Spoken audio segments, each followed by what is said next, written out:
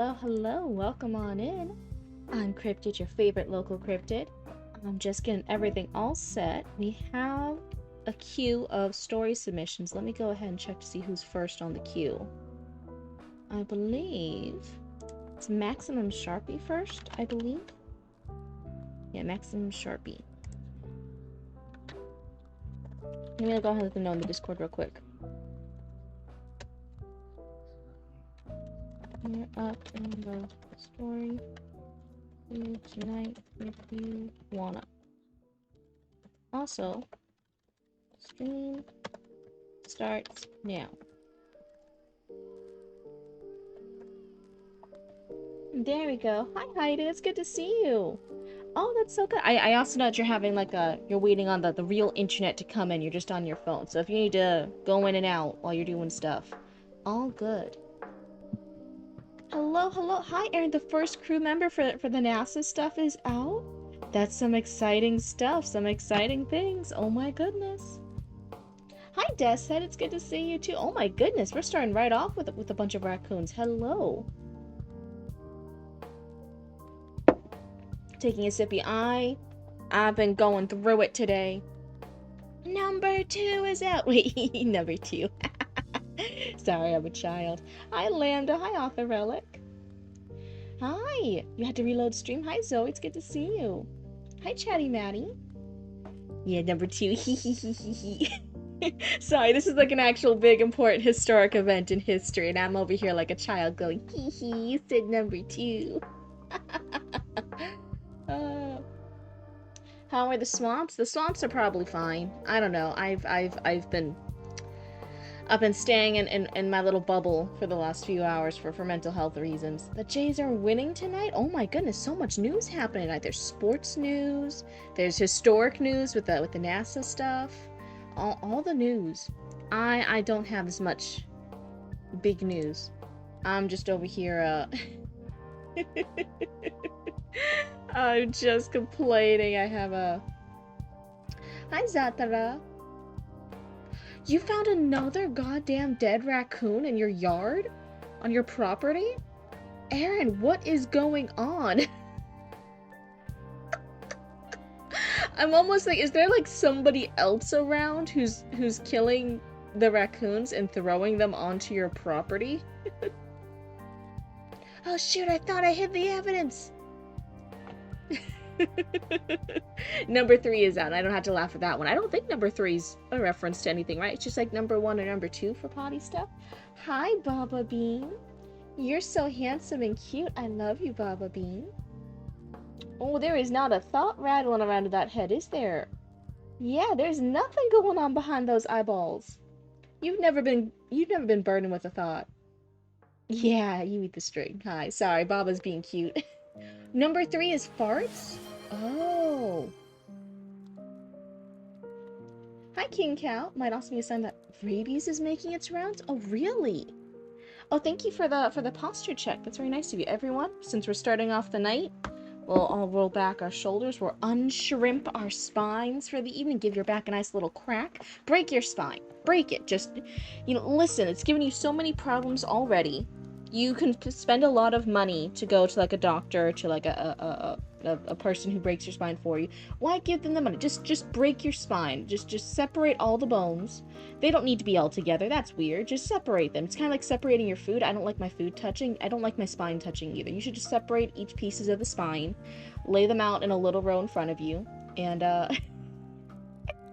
you can give them a nice little clean. When was the last time you cleaned your spine? Like take them out, rip them apart, put it into pieces, clean it all up, and then put it back together like Legos. Oh. I'll create a ton of foxes, also a forest. But the thing is, if it was like animals, if it was other critters eating it, other critters would be eating it. Anti-Cryptid. Anti-Cryptid. Yeah? Chatty Matty is becoming a fixture in the swamp. He Oh, has yeah? been here for 50 streams straight. 50 Do you think he needs a streams! hobby? I think this is the hobby. No, writing's the hobby. That's why we all show up here, right? Because hobby and storytelling's the hobby. Storytelling and writing is the hobby, if I can say words correctly tonight. I might not tonight. Oh my goodness. History has been made tonight. It's super exciting. Oh my goodness. Let's go. It all landed safely. They all got out safely. That's fantastic news. Oh my goodness. It's so weird that like history and time keeps Luna. Luna, I'm trying to talk about history and cool stuff going on. Why are you need to move on, Luna. You keep being mad at the fact that your babies exist. They've existed for over a year and a half now. You need to let it go. Oh my goodness. Let's see. We need some wholesome news and raccoon news. Any ideas? I wonder if maybe oh, your cat. Yeah, my cat. Not my cat. It's actually Mama Cryptid's cat. Her name is Luna. We got her during a lunar eclipse, but she was a Trojan cat, meaning she was a pregnant cat. We didn't know. And so we kept some of her babies. The other babies went to family friends. With Claire and Cynthia, their backstory. Raccoons to space. I'm like, Mom is mad at somebody in the chat. Oh no, did I have a mom voice with that? Oh no, I don't think you guys have ever heard my mom voice. Hopefully I never have to use it. But yeah, Luna's just still upset. Like, she'll look at her babies and she'll just like see that they're existing. They're not even like playing with her or doing anything with her. She just sees them. She sees them like breathing and sitting in the living room, and she's like, I hate it. She's like the Grinch looking down at Whoville, like, I hate it. Yeah, she had 4 kittens. She had 4 kitten nuggets. She gave birth on Halloween during trick or treat, which was craziness. She had 4 babies, 3 all black kittens like her, 1 gray kitten who's Ghost.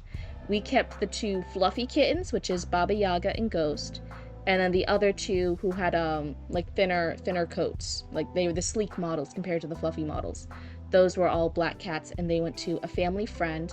I believe their names are, oh my god, I'm gonna get it wrong, but it's the more common names. I think one of them is Salem, you know, like the iconic like Sabrina the Teenage Witch. I think one of them Salem. I forget what the other one is. Oh, that's right, we do stay in the photos. Most of the baby pictures, it's actually in Mama and Papa Cryptid's phone. I don't have them.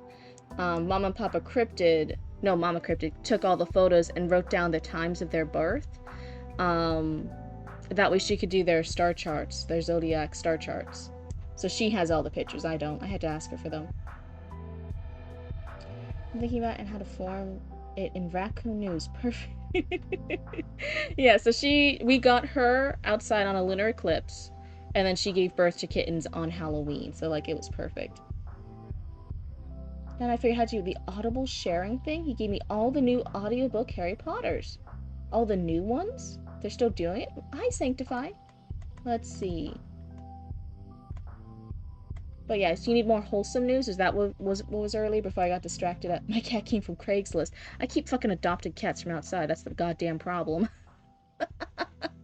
I got 2 who were the first 2 that I got when I came back after losing my soul baby while I was in college.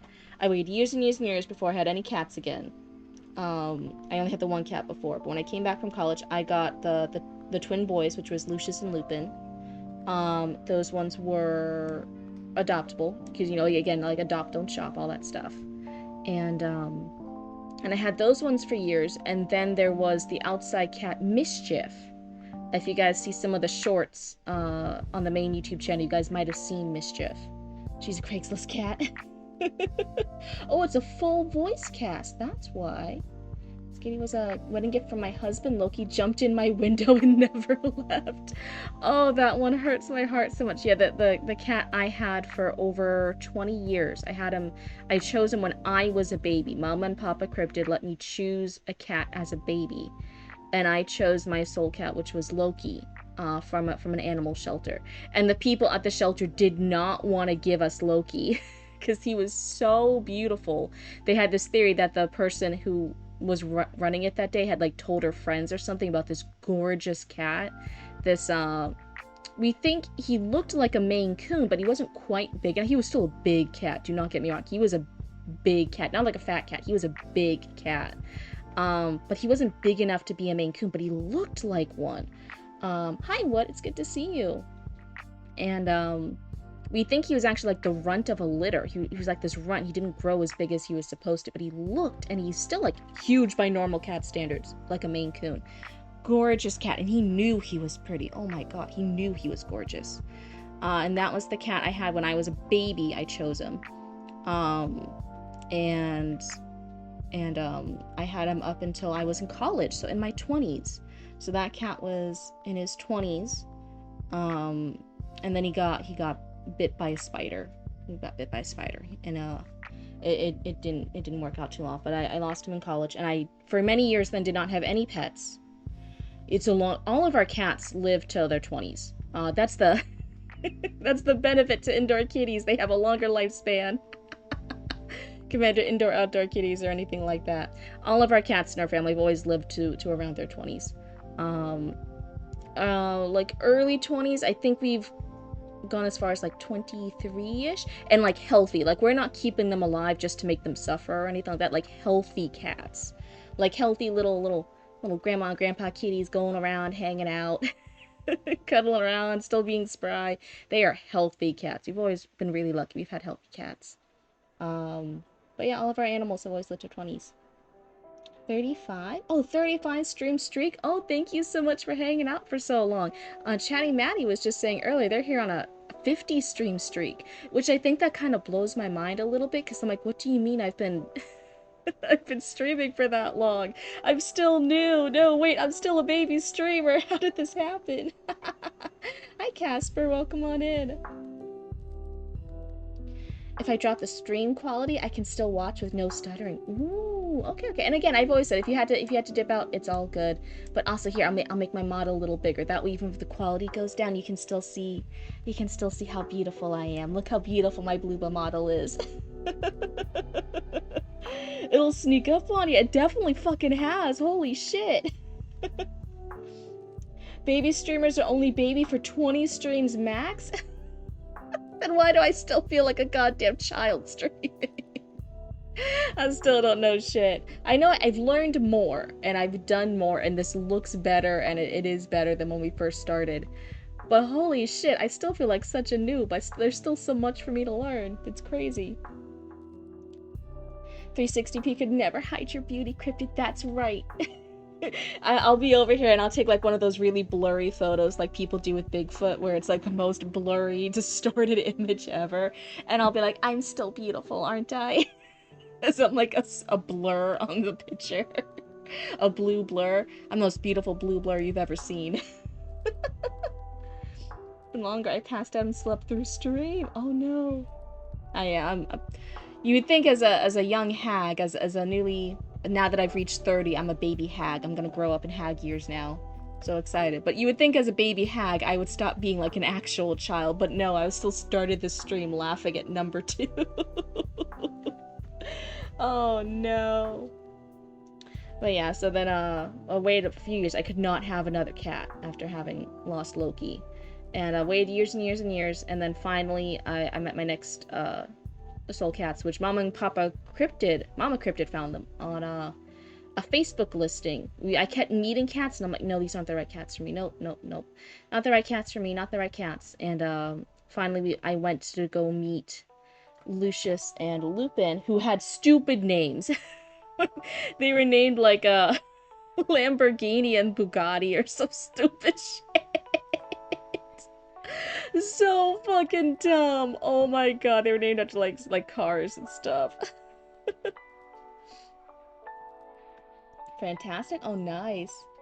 You lost a cat at the end of 24. Haven't had the heart to think about another one since. It's rough. It definitely takes it out. Yeah, my heart goes out to you. I'm so sorry, Dessa. But yeah, it took me a couple years before I could even start thinking that again. And then I was looking for the right cats. I kept meeting cats. I kept going to different stuff. Mama Cryptid was like focused on finding me a new cat once I was ready for it. She was like driving me all like out of the county, like to neighboring counties, animal shelters, being like, any of these cats here? Any of these cats? Any of these ones? And I'm like, no, it just wasn't right. She was my grandparents' cat too. I inherited her when Grandpa passed. Oh, it was a family cat. Oh no. You're a Braves fan. We have a few pictures out indefinitely. Oh no, sports drama. What does a Braves mascot look like? Some of the things I understand that they have a mascot, like okay, they're a jay. Okay, they're probably gonna have like a jaybird type thing as a mascot, like a bird that's a blue jay or something. That's a mascot. Some people have stuff like oh my god, like a fish, and then like their mascot's a fish. I'm like, yeah, that makes sense. What does a brave look like? Same thing with so in Florida we have like, what is it, the Orlando Magic? I don't even know what sports team that is. I don't know what sports it is, but there's like the Orlando Magic, and there are things like a goddamn magical dragon thingamajig, but it's like a stupid looking dragon. It's not even like a cool dragon. I love dragons. And I look at that and I'm like, that's not even a cool dragon. That's stupid. Getting to be better with the Jays, but the pictures are great. This Kevin Gossman? Am I saying it right? Guy's fantastic. Wow. Still is. Was Tiara when we adopted her? Oh, Tiara. Yeah. Yeah, so they had stupid, like, sports cars name. They were, like, little bobblehead kitty, and, I met them, and I'm like, this is it. These are the right cats. It was perfect. It was everything I wanted, and, that I envisioned for the new kitties. I have devastating stories on my cat's litter. Oh no. That was horrible. I didn't see it, but I heard about it, and I want to do stuff, but I can't. I'm so sorry, Zoe. That sounds so rough. My heart goes out to you. Man, what a hard thing with animal stories today. We have great news, we have historic news, we have sports news. We also have sad kitty news. I'm so sorry for everyone dealing with animal stuff. That's always really hard. My heart goes out to you. But now I feel kind of lame about my horrible, very terrible, no good, very bad update. It's not as not to laugh and make fun of it. I'm just like, damn it, it's not as bad as anything with pets. Fuck. And fun news, my bird is still an asshole. Oh no, what'd the bird do? One of the cats, I think it was Ghost. I don't have proof, but it just feels like something Ghost would do. I think he goddamn unplugged one of the wires for the Melco, the industrial embroidery machine. He fucking unplugged it and then hid it underneath the machine. Oh, fucking asshole cat. How did he do that? He steals my food and bites me. Oh no. Oh, another posture check?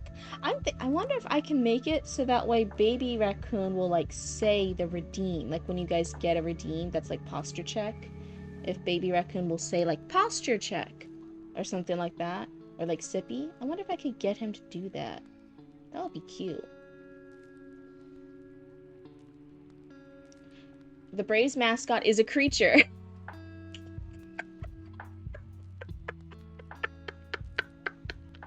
Well, okay, so it's a creature with party horns. That's so stupid.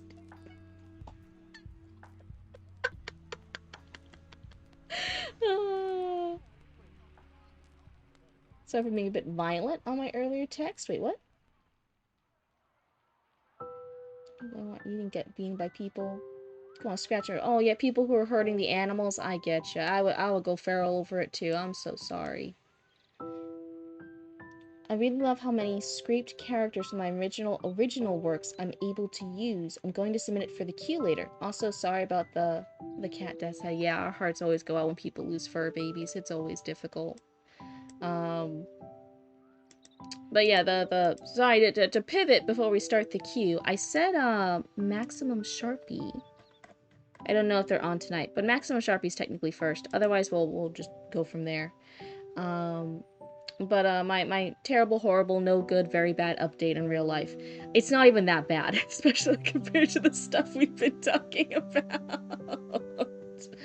Oh my goodness. But it's just an annoying thing. I've started my goddamn cycle for the third goddamn time in like 32 days. So a little over a month, just over a month, like just barely. Third goddamn time. What is with this? The new medications, the weight loss, this, I think there's just the stress.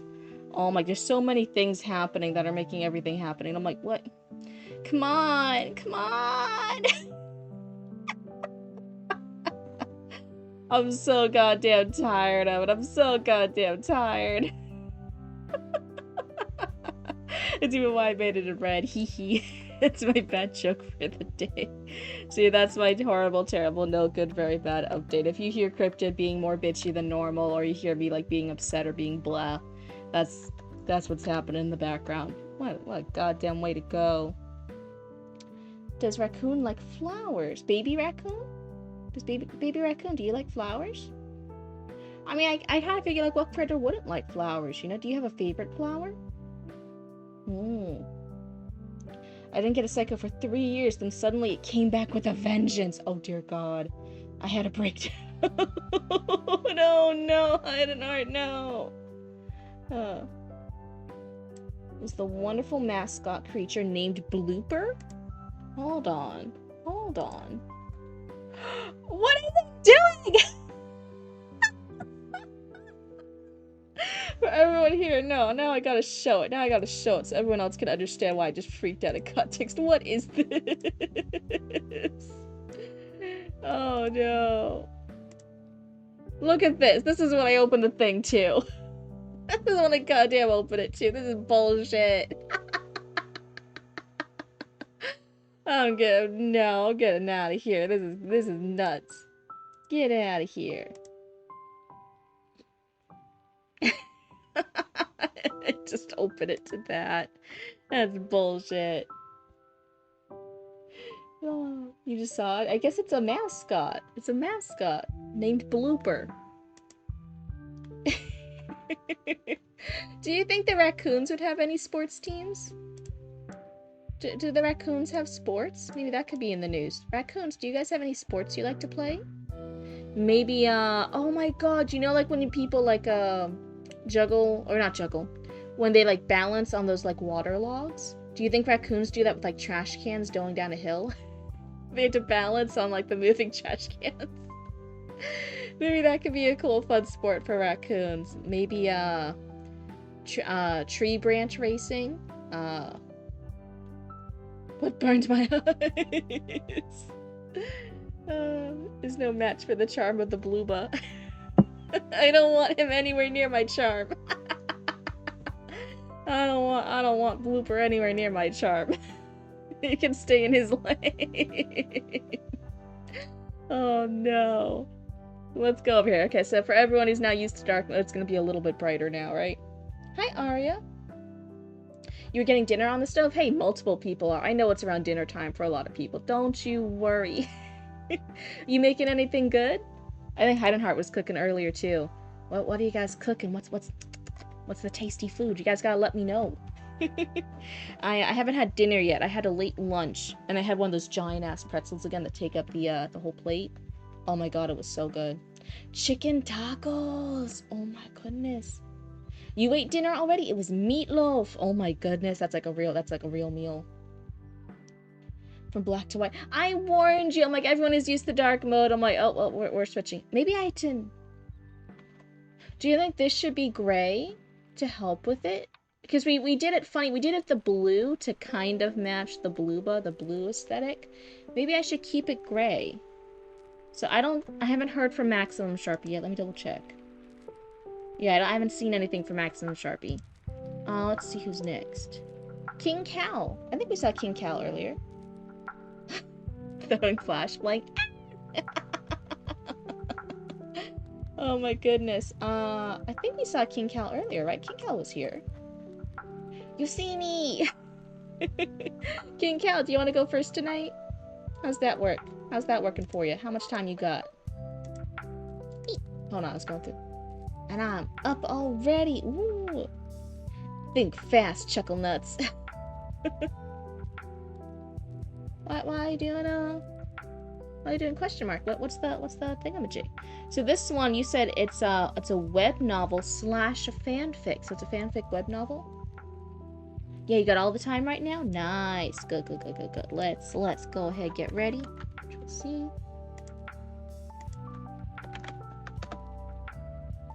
There we go. Oh my goodness, I'm gonna have to mispronounce words.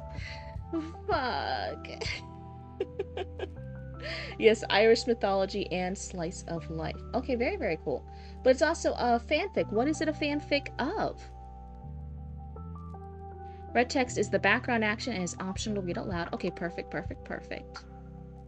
This is in the Emerald Isles, ancient Ireland. Let's see. Blue encrypted stream.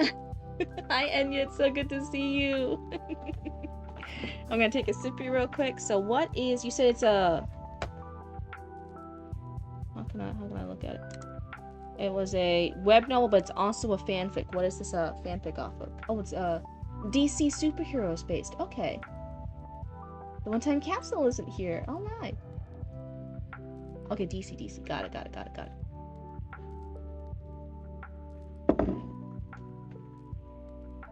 I'm using all my blue brain power. I'm going.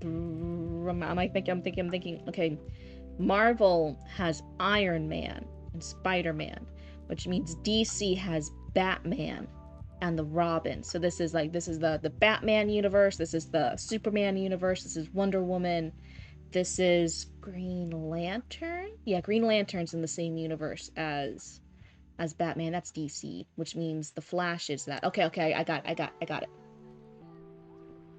Funny enough, there's a minor league team whose mascot is a raccoon. The Rocket City Trash Pandas? Ah!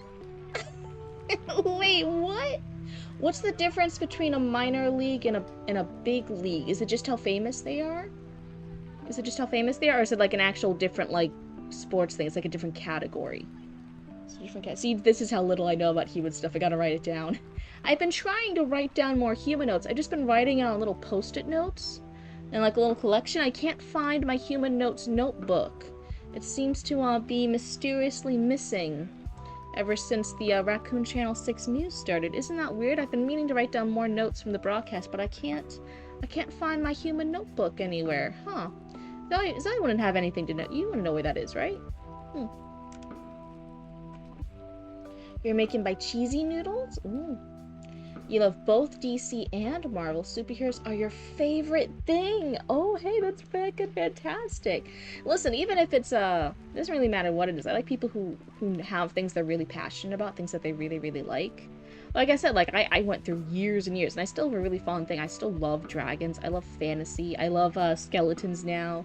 I'm loving raccoons and cryptids now, right? Things that people are passionate about. It's just like, oh, that makes me happy. You know what? Oh, it's the age and pay. Minor league are usually it's the college version. Oh, okay. And then they can pay you less because you're in college. Yeah, like when you're doing it for college, like they give you like the scholarship, right? So like you don't have to pay to go and get your degree, kind of. It's a fanfic of multiple universes. Okay. Does Satoru Gojo count as a superhero? That's the anime one, right? That's an anime. I haven't watched it yet. So we respond, no, about me asking about my human notebook. Okay, I guess I'll just keep looking. I can't find it anywhere. The most terrifying thing in DC, Red Lantern. Wait, what? There's a Green Lantern. There's a Red Lantern too? Supergirl. Red Lantern, Kryptonian. Like, excuse me, DC Comics? I don't need nightmares? Maybe I just don't understand this reference. Okay. Cryptid, what is the main name of the city where Raccoon News is at Cryptid? Like the human city? Because the raccoons just all call it, like, Raccoon City. Like the like thingamajig. But like what the humans called it before? Do we want to just be based... I'm like a Central Florida cryptid. Do we just want to be based outside Orlando? It's like junior varsity and varsity. A lot of younger players are in the minor league. Also, read Marvel and DC Comics for free. It was super cool. My dad used to drive a bus for minor league team here. Oh, wow. Were they all nice? Sometimes I feel like sports teams, they're either all like really, really nice, like the coach makes them act really, really nice, and like clean up after themselves and like behave, or they're like all wild and feral. Have you checked in your drawer? I think you left it in my drawer. Oh, I've already turned out all the drawers in here. Oh man, maybe I need to check again though. I don't know how human drawers work. I just have all this furniture I've collected and I've been dragging into the swamp area. Maybe, I don't know, maybe it got moved around in the shuffle? There's multiple colors for the lanterns? What the fuck do I only know about this goddamn Green Lantern one then? Do they all do the same thing, but just in different colors? The whole color spectrum of lanterns, what the fuck? Oh. Each lantern has its own set of abilities and represents different emotions. This is some magical girl bullshit. Okay. Harley Quinn was a Green Lantern briefly? Oh my god. The coach that made them be respectful because I was there and a lady. That's right. Green is will. Red is rage. That's just being the Hulk. They're mixing up their colors now. Blue is hope. That's weird. Black is death.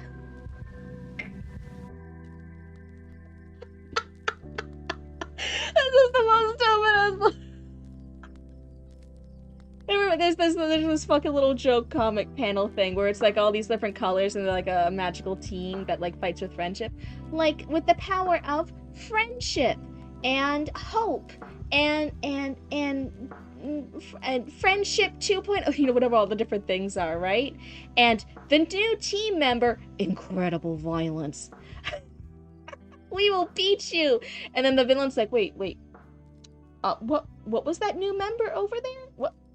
There was friendship, there was peace, there was hope, there was love. Who's? And they're like, the new team member, incredible violence. Unspeakable acts of crimes against humanity.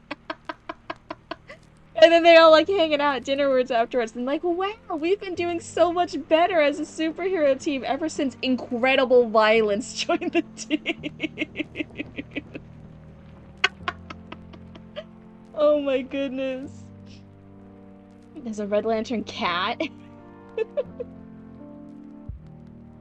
Let's see. Oh my god. Yeah, I want the person who has the Black Lantern power, like, yeah, that's the one who's actually gonna get fucking shit done. All these other bitches and hoes taking the... We're all focusing on Green Lantern. We should have been focusing on the Death Lantern, dear god. Okay, so it's a multi-fic. And like a DC superheroes and Dragon Ball Z. Yeah, and all mix. Okay. White is just a balance of all the emotions. Oh my god. I remember we said that the place for the swamp and the place of Raccoon News is different than Raccoon City. Oh, did we? See, this is... Man, if only I had my human notebook where I write down all this information. Men with magical rings. DC copied Lord of the Rings. Oh my god. For the longest time, because Yellow Lantern themed a bad guy was infecting the Green Lantern? What? Yellow is fear, magenta or pink is love. Oh, of course. Yeah, they had to make the pink one. Love. Okay. J's 1? Oh, hey, that's awesome, Lambda.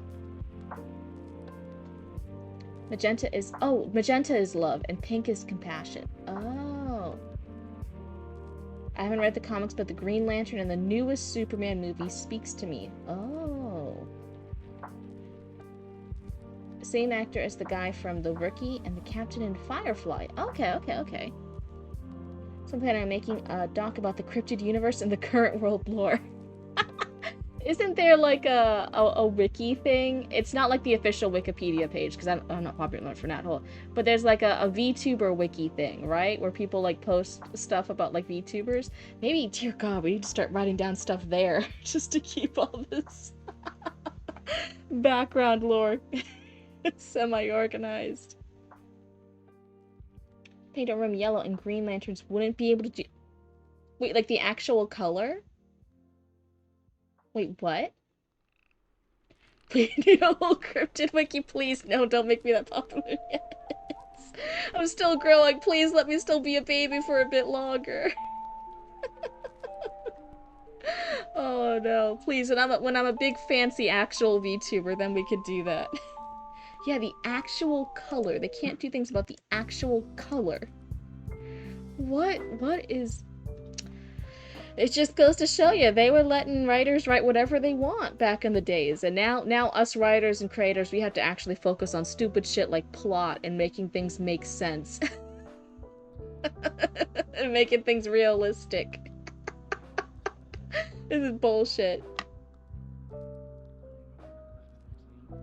Wanna stop Hal Jordan? Okay. Maybe it depends on volumes. DC had to put a cap on Superman powers? Yeah, that's where he has the kryptonite, right? He has a kryptonite. And there's like different colors of kryptonite. I know that one too. There's different colors of kryptonite. They do different things. See, I'm so smart. I know things. Oh no! Does this mean since you have color blindness, does Archie canonically have color blindness too? Oh no, someone's offering like them like, oh, here's some pink cotton candy, Archie, and Archie's over there like, just what? This looks green. What? Oh yes, they do.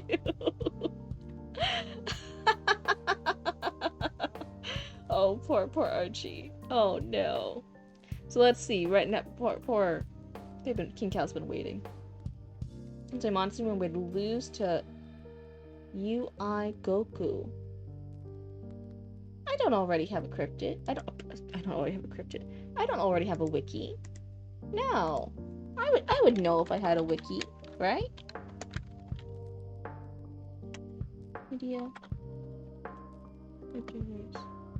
Are you talking about cryptids in general? Flavor blindness? Okay, just cryptids in general? Okay, yeah, I count as just a general cryptid. I thought you meant like me specifically. Oh, I was gonna be so nervous. I was gonna be so nervous. Cryptid wiki fandom.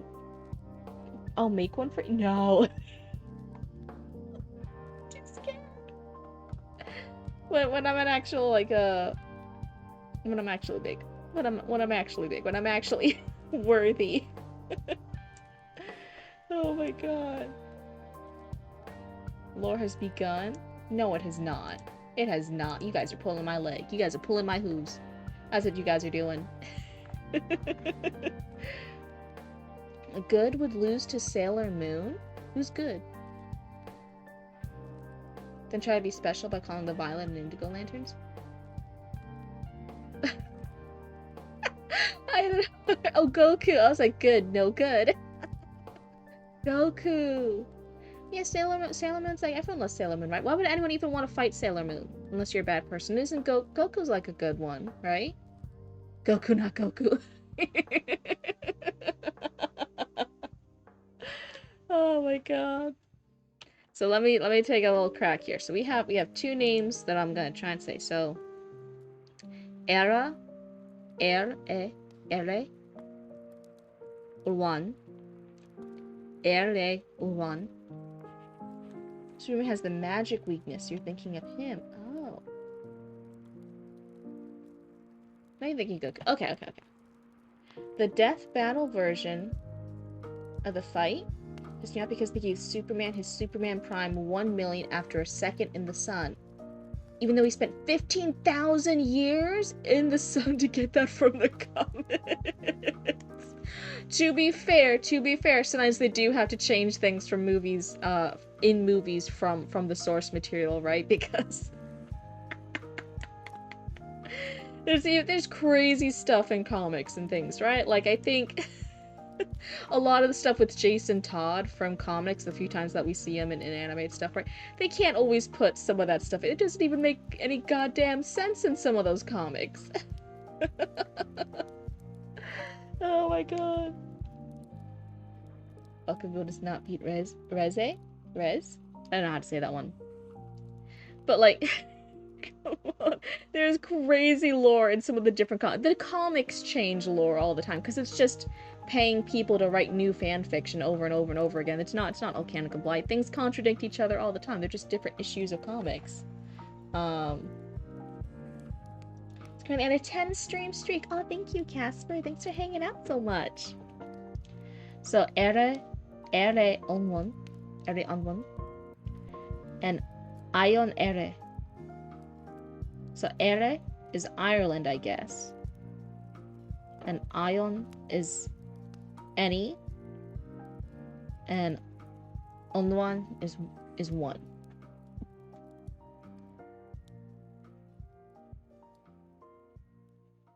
Mythos Comics are making. That's what I'm saying. They're being paid to make fan fiction. It's now officially canonized fan fiction. People think fan fiction is just like whatever, but I'll always argue. People are like, oh, you can't make a living doing fan fiction. What's the point of doing fan fiction? One, for the joy of it, and two, you can make a living off of it. People who wrote BBC Sherlock, that's a modern day AU of the Sherlock Holmes. That's a fan fiction of Sherlock, and now it's official, it's canon, it's its own IP thing because it's the BBC Sherlock. Gotta go check on dinner. Oh, good. What is it? People who when they do different writers for a franchise, like when they have to keep bringing in different writers for all the Pokemon projects, right? That's still underneath the same IP. It's still the big company doing it, but they're bringing in different artists. They're bringing in different writers. The writers who are different, who did all the movies compared to all the TV shows, all the animations, all the games. Those are different writers, so they're being paid. Like, hey, we want to hire you to make more fan fiction for this franchise. Go, go, go! And they're just they're watching you. You can't break some rules because it still has to be like in their universe. But yeah, you can kind of do whatever. And with comics especially, it's your own universe that you're doing. So every single one of them's an AU. It's an alternate universe of another one. They're just playing with the same characters. That's how did we get Spider-Gwen? How did we get all that different stuff, right? Oh, just general plot critique, please, before I forget. Okay, perfect. Thank you for bringing things back on track. Oh my goodness. If there is a wiki of you, there's not. What would it be named? Aren't all wikis just named after all the persons? Wouldn't it just be a Cryptid Roots wiki? Right? I mean, I think that's the only way to even tell it apart from anything else cryptid. Like, if you just did a cryptid wiki, it's just gonna pull up anything else for other cryptids. It does not help that my name is Cryptid and that I am a cryptid. Oh my god. I made it non-canon. Yeah, see, like, that's what I say. Like, now that's non-canon. Now we're doing a new canon. Hannibal, the TV series, is just a gay fan fiction of the Hannibal books and the movies and stuff, right? It's all whatever you want. You can be paid to officially make new canon fan fiction, and it's just now not fan fiction because you got paid for it, and it's like a commercial IP thing. That's all it is. So I'm like a really big thing, like, hey, yeah, it's still fan fiction. It's the same job title. What do we describe our community? Is this actually happening? You can't just do that, right? It has to be like a process to make a wiki, right? This is all hypothetical. This is all hypothetical. In Script Roots, in some story I'm a major fan of is the story for Call of Duty. Okay. World at War Black Ops 4. Sure. Don't say it like that. That's so ominous. That's so ominous. Was given a pass for his fanfic of Avatar: The Last Airbender. Yeah, see, we don't even talk about that one. I've given Zoe a mission. Please, no, it's not possible. It's not possible. It's like, right. How do you start a wiki? Oh no. Anyway, I'm not big enough to have a wiki. That's the thing like famous people have. Call of Duty Zombie. Oh, I'm so sorry. That's called an adaptation. Yeah. An adaptation is it's all different things, but it's kind of, it's like fan fiction. You can't it kind of is. It's a new word for like kind of the same thing. Have you heard of Cryptid and Roots? You have. So how do you describe our community character? You guys are my little raccoons. You guys are just my raccoons. You guys also follow mostly commander routes. You guys mostly follow commander routes. Yeah, see that guy said, yeah, you're a true fan. You're a true fan. I'm like the little person who just stepped in, and I was like, oh hey, blah, blah, blah, blah. And you're like, actually, no, I'm not mad at you. I think it was just a little funny thing. My little raccoons. It's like My Little Pony. It's my little raccoons, do do do do. And then I immediately get copyright claimed for using their song. Okay. So I am not gonna consistently say that right. Let's see. So this is the prologue. It's back in time. It's in ancient Ireland on the Emerald Isle. 395 AD. Leinster coastline? Leinster? Oh, Zoe's asking Colin and Chatty Matty for help. What description do you need? It's called War? Is this like the because okay, this is the place, this is the time, and then it says War. Is War the title of it? Leinster. Okay, Leinster. Sorry, chapter 1. Okay. Can I check the server real quick? No, this isn't a real thing, right? It's not a real thing, right? Right? What does that say? This community is not directed to children under the age of 13. I curse too much for that. Oh no! Here, I'll show the window real quick. I'll show the chatting. This is what Zoe's done.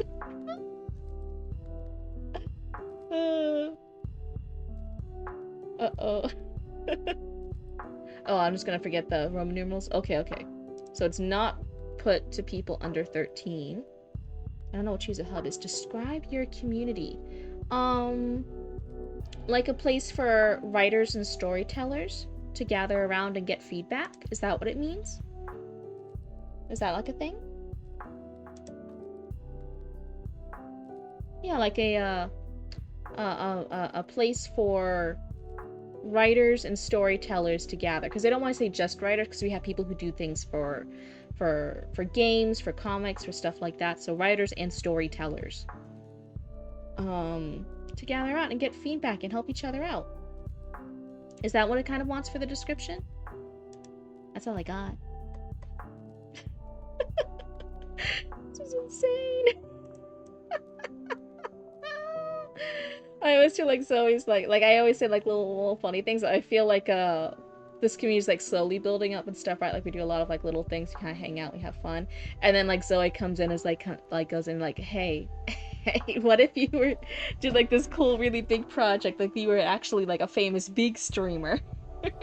We'll have our own news channel, we'll have our own characters, we'll have an ongoing storyline, we'll have locations, we'll have background lore, we'll have a wiki page. And I'm like, this is gonna happen like years in the future. I never expected it to happen. Now, all good things. This isn't me complaining. This is me being like, oh my god, like Zoe's kind of the GOAT. To gather and like give feedback and get critique stuff. Like I don't know. I don't have words. I thought, wait a minute. Exactly, Zoe's the GOAT. Zoe's holding this community together more than I am. Oh my goodness. So you're saying this was... Oh wait. Oh no, I didn't put it back to the... There we go. Oopsie. Sorry. Ooh woo. Oh, this is for Twitch teams? What's Twitch teams? I don't know what that's it. So this is War. The Romans are here. A young sword hand and lookout shouted to himself atop the rocky cliff overseeing the violent waves of the Irish Sea below. He ran back to the converge of free Irish clansmen behind him. What's Twitch teams? King Cal, what's Twitch teams? Oh, you don't know what they call it? Oh, whoopsie. Okay. It's like, oh no, I didn't put King Cal. Hold on. I had to do that.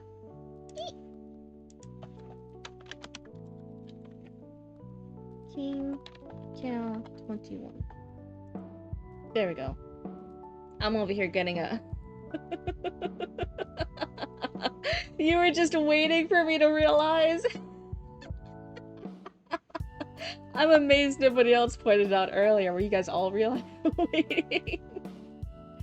A place for writers and storytellers to gather and give feedback and critique. I think that's perfect. I think that's kind of the vibe right now. John Wayne, is that you? Is this me? What's that from? Oh no. See, my raccoons know me too well. They know. I always say, I'm always gonna try my best though. That does not mean it's very good. It just means I'm gonna try my best though. Full Metal Jacket. Okay, hold on. I had to get another post-it note. Okay, I still don't have my human notebook. Full Metal Jacket. John Wayne. Reference to Bruce Wayne. Batman. Sponsorship. Got it. Okay, I wrote down the notes. I wrote down my notes. Twitch... Sorry. Twitch creators sometimes join guilds? Or groups of streamers on Twitch? There's fucking guilds on Twitch? Jesus fucking Christ. You think after a couple of months of streaming I would know this? I didn't even know there were guilds on Twitch. Holy shit. You want to come up with world building ideas instead? All good. You can usually see it by their Twitch name. Batman? Yeah, Batman is sponsored by his sugar daddy, Bruce Wayne. If you don't mention the Coyote Guard, I'll abuse my mod power. The Coyote Guard needs credit. Oh, it's for talent agencies? Okay, I don't have talent agencies. That's all fine. There's guilds? You don't actually know what they're called, but they're kind of like guilds. That's funny. Hey guys, does anyone have any tackies? Roots does. Roots has always lots of tackies. They really like them. Just imagine Batman twerking in front of Bruce Wayne to perpetuate this myth. It's one of the things in canon because Batman has so much cool stuff with like the Batmobile and all the gadgets and stuff that in order to do the thing, there's a division of Wayne Corporation that makes stuff for this private client known as Batman and fixes all the stuff. That's part of one of their subdivisions. It's the Batman division.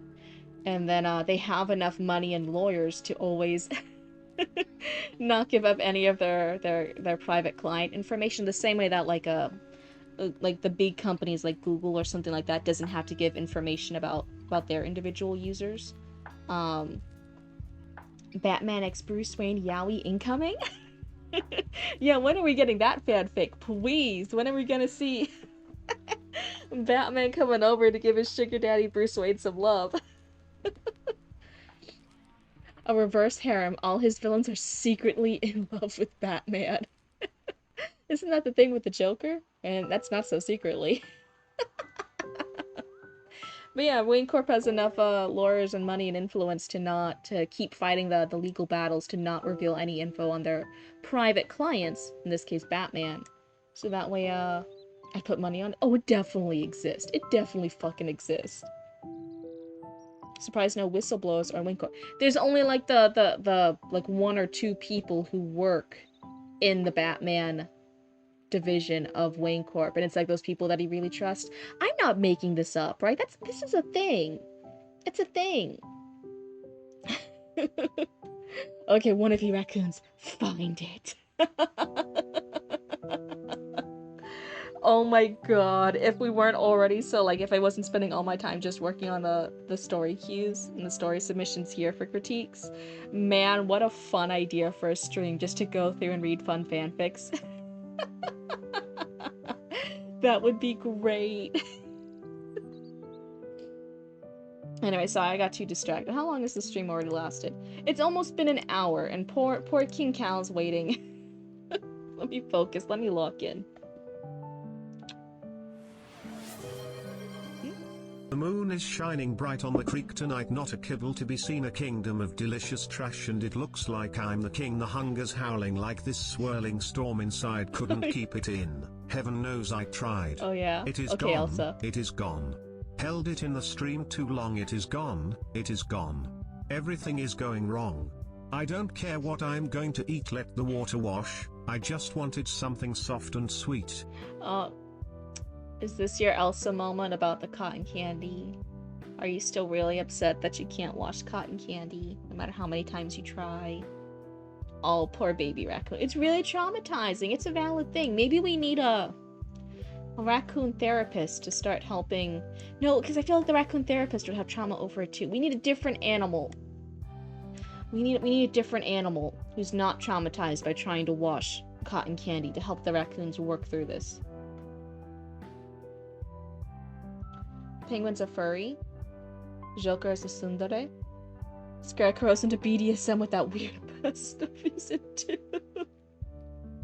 Scarecrow's into a lot of fucked up shit. A cotton candy support group. Sign me up. Oh no. Post-traumatic cotton candy disorder. Oh no. PTCCD, post-traumatic cotton candy disorder. Oh no. Batman, Bruce Wayne, Yowie. Let's go. I don't have to read the spicy scenes on stream. That's for off stream.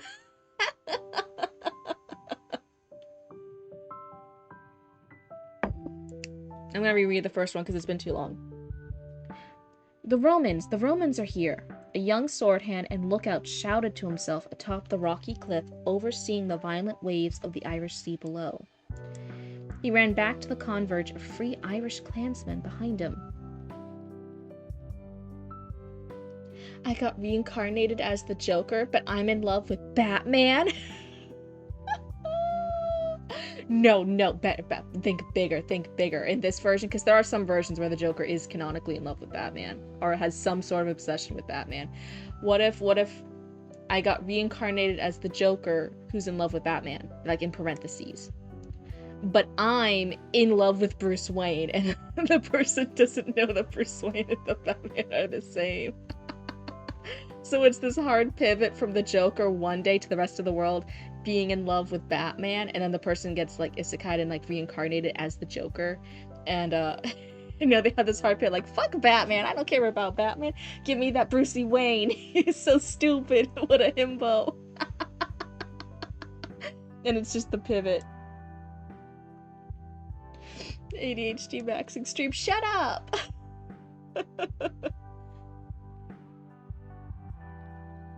I got reincarnated as the Joker. Wait. But our parents are now married and we are siblings now? Stepbrother, come help me! I got reincarnated as Lex Luthor and now I'm fighting for Batman's love with the Joker. Oh no. Oh, this is an actual serious question. Okay. The Cryptid Roots community is a place for writers and storytellers to gather and provide feedback. I know. Helping one another grow into a supportive community. It's a space where people can share their stories and receive help. Even if a draft isn't perfect, the community is there to help out. Even if Cryptid gets a bit distracted, they are there to help as best as they can.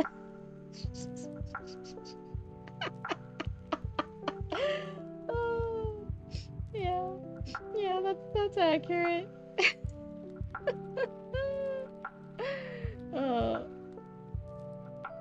This is the most I've seen Derailed so far. Oh, baby.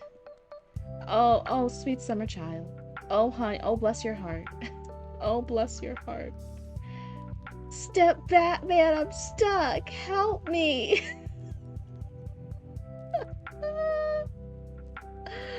Oh my god. Oh no. Oh, thank you, Chalian. Oh, thank you, Duncan. The auto mod tried blocking our actual mod hide and heart. Oh no, sorry, not for Duncan. So, One of the things I did notice right here, this is the first actual sentence in the prologue. This is the very first full sentence they'll read. It is a bit run-on. See, I'm focusing. Everyone shut up. I'm focusing. Shut up. Shut up. I'm focusing.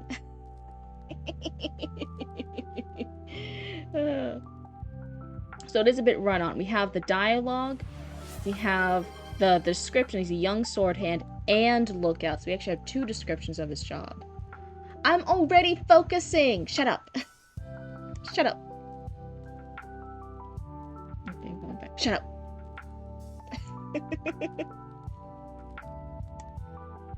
Yeah, there's a comma needed here, but even with the comma, this is a very, very run-on sentence for the very first sentence of the very first thing that they'll ever read, right? This is the first sentence of the prologue. It's a bit run-on.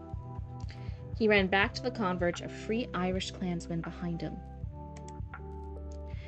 My chieftain, the young lad continued, short of breath from his run. My chieftain, the Romans are here. Wait, I got a little confused here, wait. It was too tempting. You're cackling, you're laughing at, you're mocking me?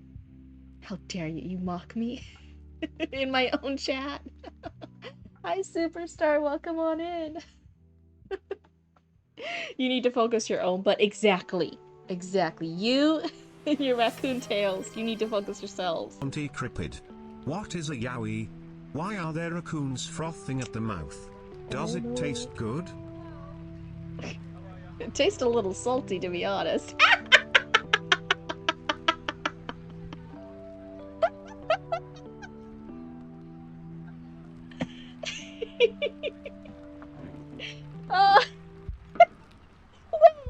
What's shouting at me? Why are you booing me? I speak the truth.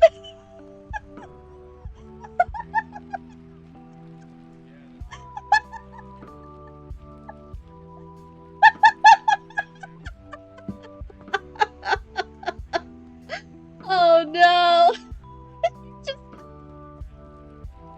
You just got back to the good part.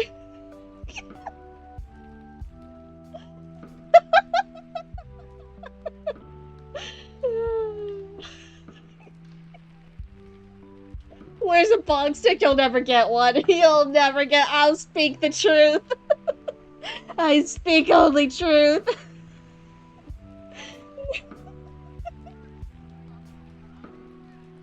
Oh no.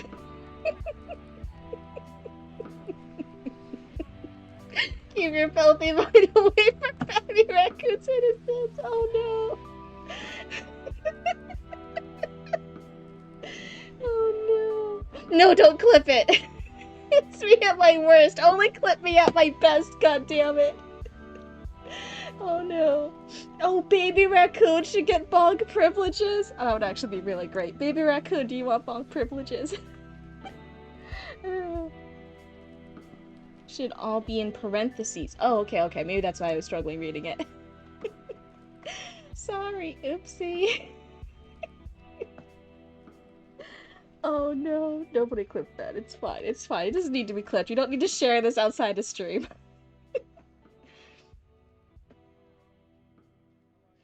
The reason because you put my head in the gutter. Sorry, King Cow. To be fair, we do this with all the great writers. Okay, Lord knows. Look at some of the stuff I put poor Bobicus through. Bobicus, but there are some writers here that I don't know why it brings out the ADHD more. Bobicus always gets some of the worst of it. So you're saying this should be parentheses. My chieftain. So this, the young lad continued short of breath from his run. My chieftain, the Romans are here. And then I'm guessing the other person responds. Great lookout. Get my sword. The high chieftain ordered. The boy hopped over to the weapon saddle, atop the chieftain's noble steed, tripping and slipping in the wet mud as he did. You're eating salty food right now? Yeah. No, stay golden, pony boy. Local cryptid corrupting minds of young kids. Mortal. No! Not a bad influence, I swear.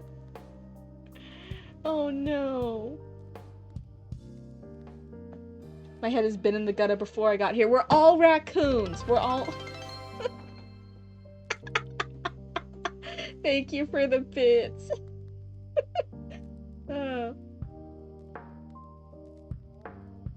As a podcast style. I'm gonna say salty for everything.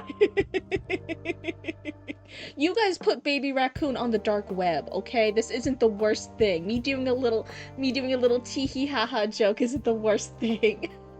I'm still a good aunt. What are aunts for? Unless you say like slightly naughty, pervy jokes occasionally that go over their heads.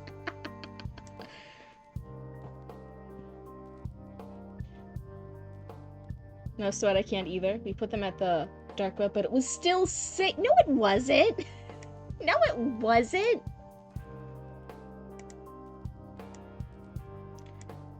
But yeah, so I'm looking at his stuff. So he says, great lookout. So lookout could either refer to his job, because he was the sword hand and a lookout. Or it could be like, oh, good job, like looking at, like it's a verb, like an action he did. Or saying the lookout was great, or nice looking. Yeah, exactly. Okay. So yeah, that one is... Maybe you can even say the name, if you're trying to say, like, who this character is, the young sword hand. You could say, like, oh, great job, Jeffrey. Great job, Sean. You know what I mean? I love the dark web, which I assume means playing Neopets with the lights off. Wait, is that what you thought the dark web was this whole time? Every time you were talking about the dark web, you were just playing Neopets with the lights off?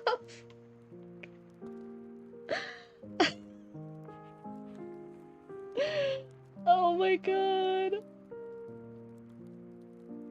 Oh my god.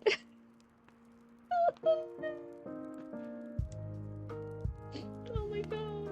Oh my god. I thought you guys actually put baby raccoon on the dark web. I didn't know it was just Neopets. Told me they were about to write fanfic, yeah, between me and another person in my friend group. Oh no, you don't write it like about real people.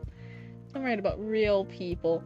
I was so uncomfy. There we had friends. It was me, and then I had a best friend in high school. The best friend happened to be gay, but I don't like using gay best friend, and they didn't either. So like we were like, no, that's just my best friend.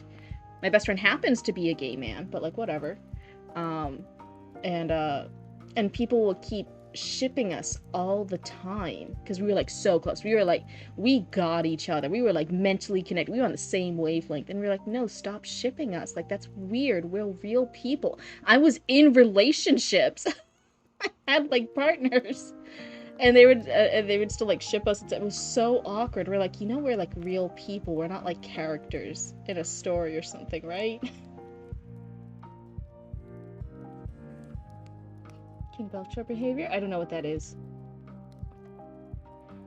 But yeah. So it's about what the boy was. So he's saying good job, and the title is lookout. So maybe even just say like, very well, get my sword, something like that. They're Scientology owners now? Bob's Burger that writes friend fiction? Oh no. No, I haven't seen. I'm still catching up on all the human stuff. I'm just a cryptid. I only left the swamps recently. I haven't even been streaming for a full year. I had to catch up on all human stories ever written and done. And there's so many different formats. There's comics, there's movies, there's silent films, there's animes, there's TV shows, there's dramas, there's operas. I had to catch up on all of it. Unfortunately, I think the new owners are Scientologists, or at least an owner was. That's crazy. Yep, that's craziness. Okay, baby raccoon, you can't go over there either.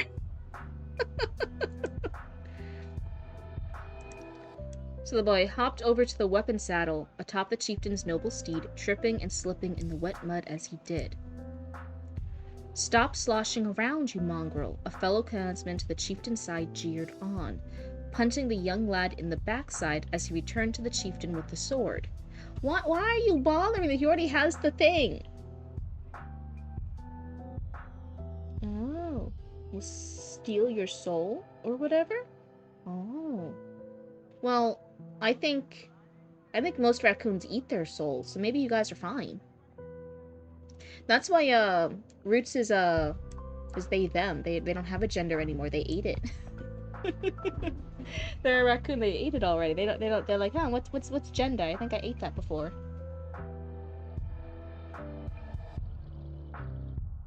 Guy who was a high-ranking member of the Church of Scientology. That's crazy. Our soul is lost when we had our first cotton candy. Gender? Why are you asking about gender? I hardly know her.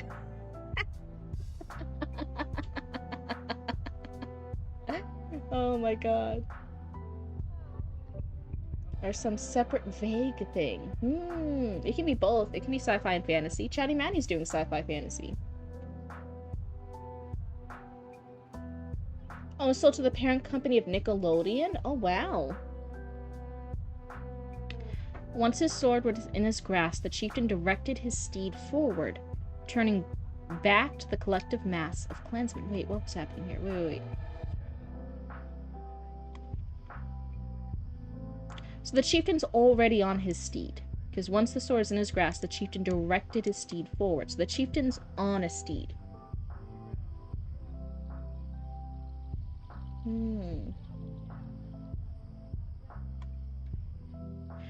The boy hopped over to the weapon saddle atop the chieftain's noble steed, tripping and slipping in the wet mud as he did. I thought in this one that the chieftain was like in one place, and then the steed's all the way over here, and so then the lookout ran from the chieftain to the horse, and then back to the chieftain.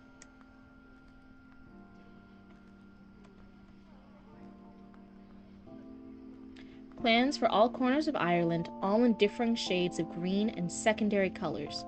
Their 4 large banners waved overhead. The High Chieftain boomed with a proud and unbreakable spirit towards his audience. Fellow clansmen, brothers from the northern mountains, brothers from the western wildlands, brothers from the southern coves, and kinsmen of the eastern plains and forests. Tonight we are one Ireland. That. And their kinsmen all.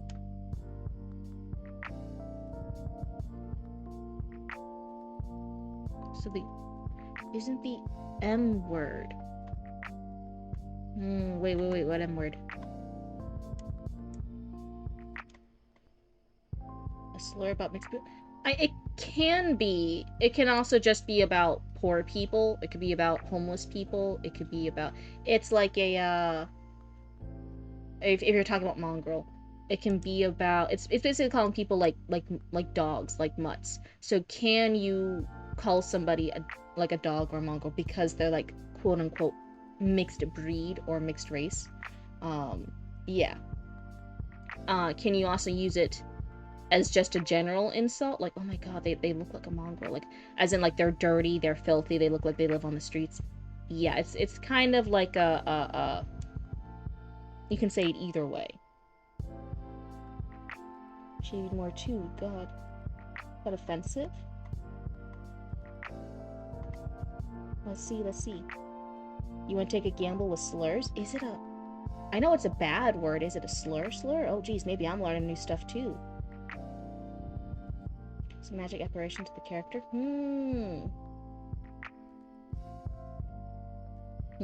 I don't know if this one's a slur or not. Because to me, like a slur is like if you're not part of that group, you can't say it anymore. Right? Like, that's why you guys aren't allowed to do the shortened version of raccoon. You guys have to say the full raccoon. You can't shorten it. Because just shortening it, that is a historic slur. And like the N-word, that's a slur. Right? And that's why I don't say that stuff, right? So, like, I didn't know. Is it just a bad word? Because to me, like, bitch and motherfucker, those are bad words. But those aren't, like, slurs. Yes, maybe it has to be looked more into. Maybe I should have censored it. I don't know. There's something to whoa, language. I always say this is a cozy stream, but it is for adults. This is a place for adults to hang out. And like, hey, I know there are teens or younger people here, but I assume you're adults enough to like hang out and be mature and like talk about this kind of stuff, right? Yeah, it was meant to just be a general insult, not about race. That's how I read it. I read it as like, oh yeah, like that's an insult. He's calling him like a bad word, but I didn't think it was as bad as a slur. But I could also be uneducated about that. So maybe that's just something to look into, because I can't tell you right or wrong with that. That's just something I'm not aware of. If a bee starts a flower shop, what would they name it? Oh, that's a good one. I feel like it should be like cute, right? Or is the bee like rageful? Maybe I'm making assumptions. Maybe just assuming all bees would be cute.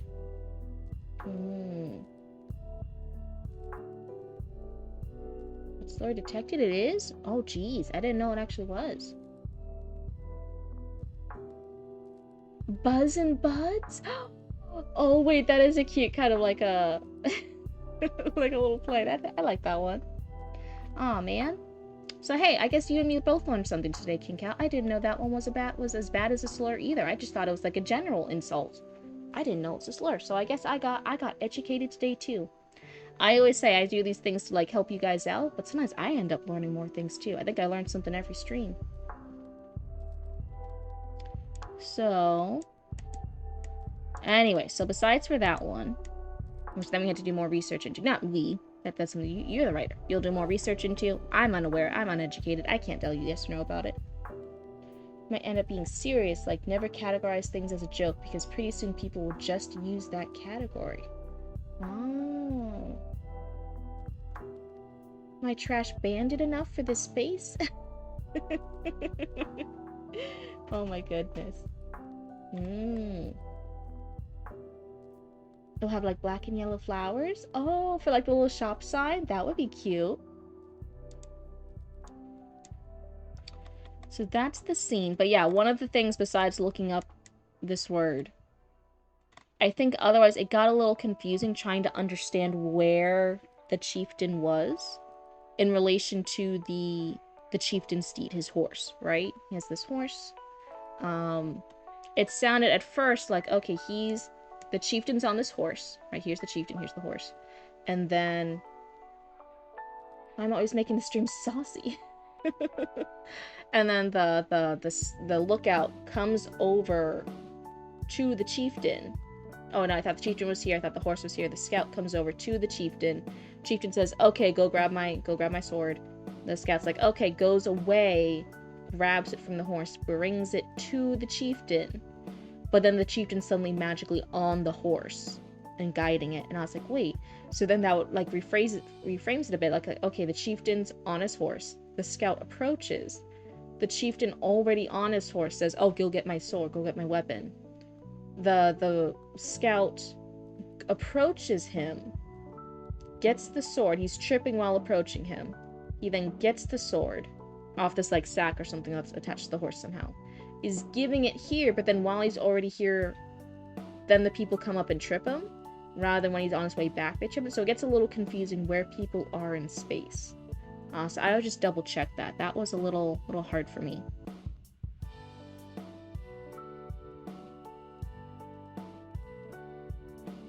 So if we take a species that is so far beyond us that they can do the instantaneous space travel, okay, we're talking about hard sci-fi stuff here, then we may not understand it to the level that it appears to just be magic. Yeah, some things appear magical. There's even talks about like how computer stuff, right, is runes on rocks and special things that creates magic, that creates internet, that creates processes on the computer. Except that a medieval peasant doesn't have materialistic naturalism. Oh, those are some big words. We're doing big vocabulary today to explain stuff. As a framework for understanding the world while we do. Okay. Oh, hey, thank you so much. I appreciate it. You'll phrase it if I can? Yeah, just for clarity. Just for clarity. So then we have this. Loud triumphant shouts erupt from the collective clans. They're all going, yeah, over the chieftain's speech. Tonight we will rid our world of this Christian scourge. Let whichever deity your clan worships guide your hand to deliver unto our enemies a swift and just death. Tonight our great queen will dine on their Roman flesh. And then he chants again. Our chieftain, the high chieftain shouted, to which the assembled clans repeated the phrase.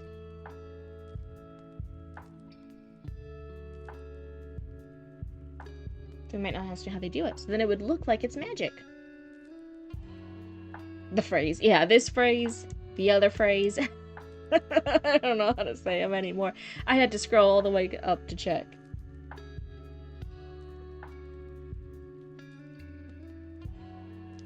Uh, 40k level group of warriors is stranded on a Dark Age planet, and they claim their tech is magic to the locals. Sometimes it's easier just to say, oh yeah, it's magic, than to explain to explain how Wi-Fi works and Ethernet cables to a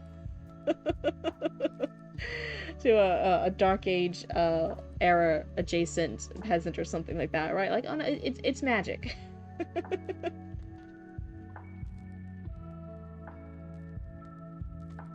So louder cheers erupt, chant repeats a few more times as the Roman sea ferries approach the steep coastal cliff face. Okay, so the Romans are almost here. How long do you suppose it'll take them to scale the cliff? Da. A younger kinsman asked the high chief jokingly. Oh, da as in like dad. I was thinking like da, like yes. I'm like, that's more German, isn't it?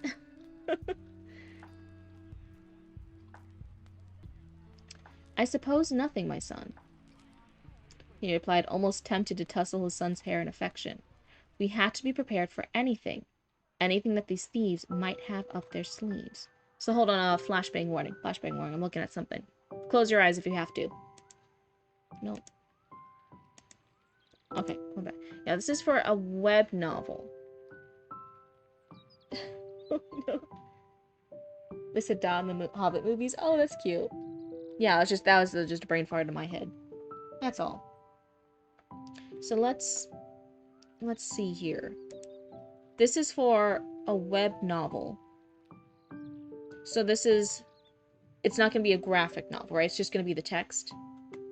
It's just going to be this text, right? You have done it? No. No.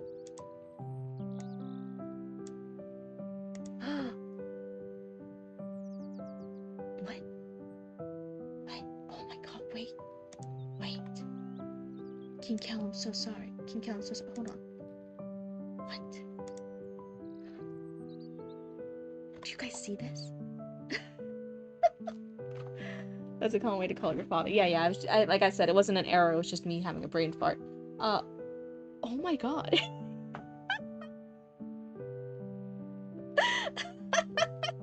How do I move my model out of the way? It's canon then. Oh my goodness. Look at this. I can't believe somebody did this. So we have a cryptid underscore. Oh wait, I have to move the screen around. See the Cryptid Roots wiki. Look at that. Look at that. I have a wiki now.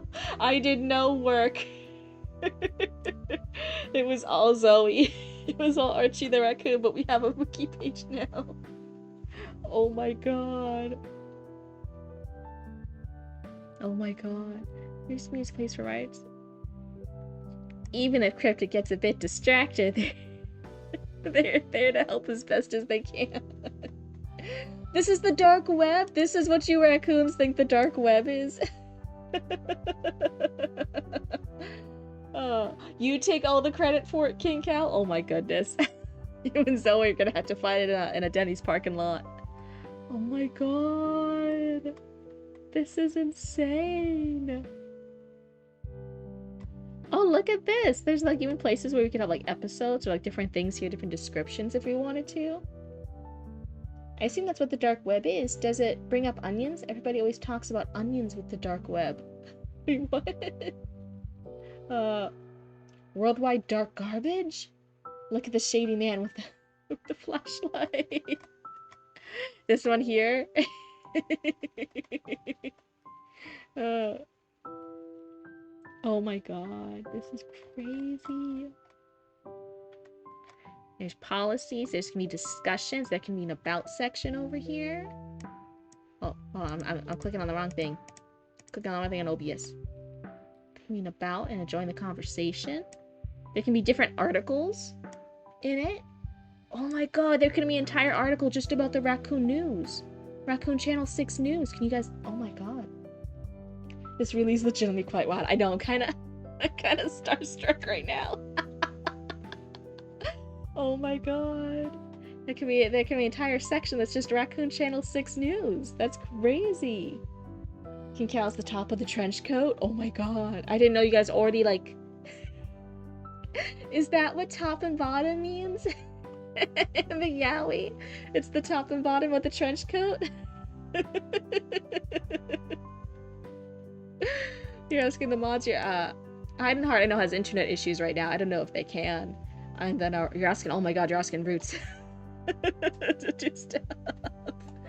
Oh my god, I'll have to set. Yeah, I think Roots. I'll bug Roots. I don't know. There's a wiki. There's a wiki. There's a Cryptid Roots wiki!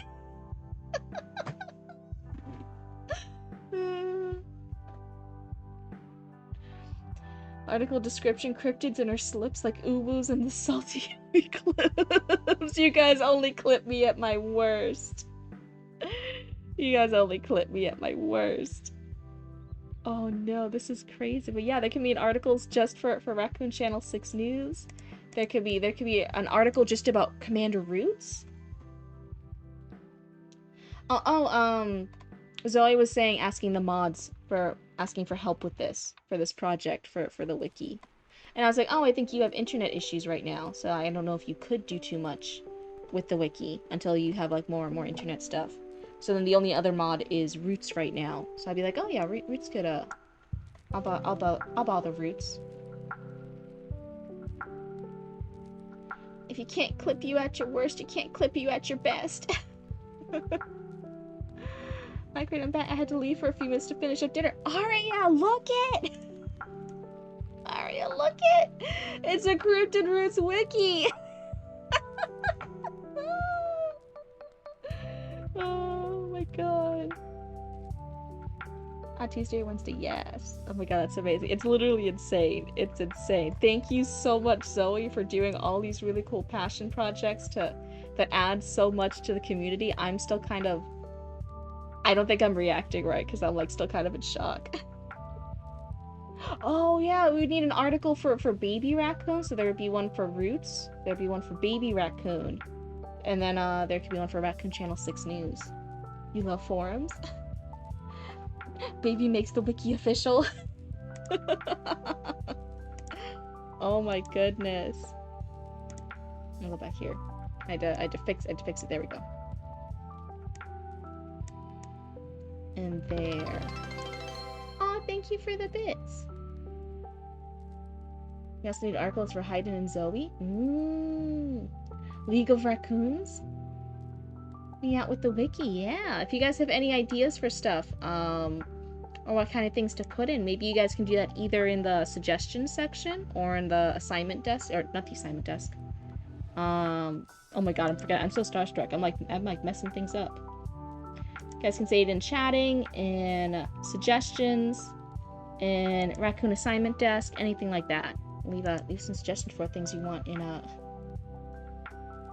as the chattiest piece of furniture.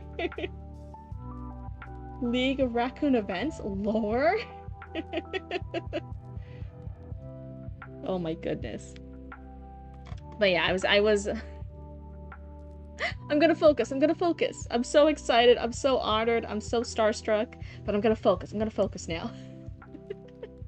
King Cow. So this is a web novel. So it's not a webcomic. So this isn't just describing things that's gonna be like drawn later, right? It's all just gonna be these words in this format uploaded to it as the story, right? So then as a web novel type thing where this is all just gonna be written. Was there a point to some of the actions being described in the black text and some of the actions and stuff being described in the red text?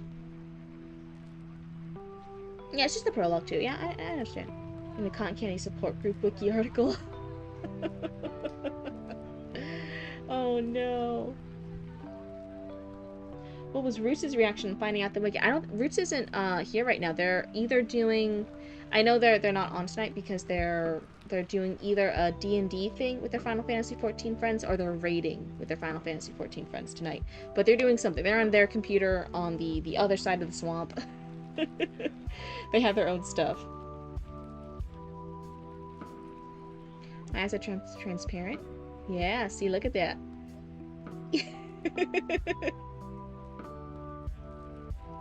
Oh no, I'm not in front of the other stuff. But yeah. That's where you can kind of see since it glows or not glows as much. Those are books. Hopefully you're satisfied. Wait, you might find out in the next chapter? Wait, what do you... Is that for me? Is that for what I was asking? Hopefully you'll be satisfied. What happens in chapter 1?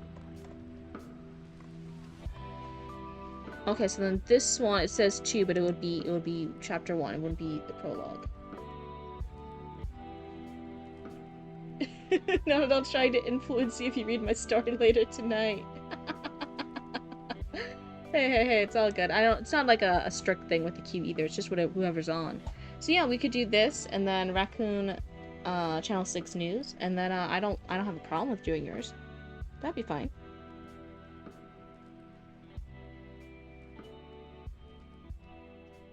Least useful form of camouflage and visibility? For what?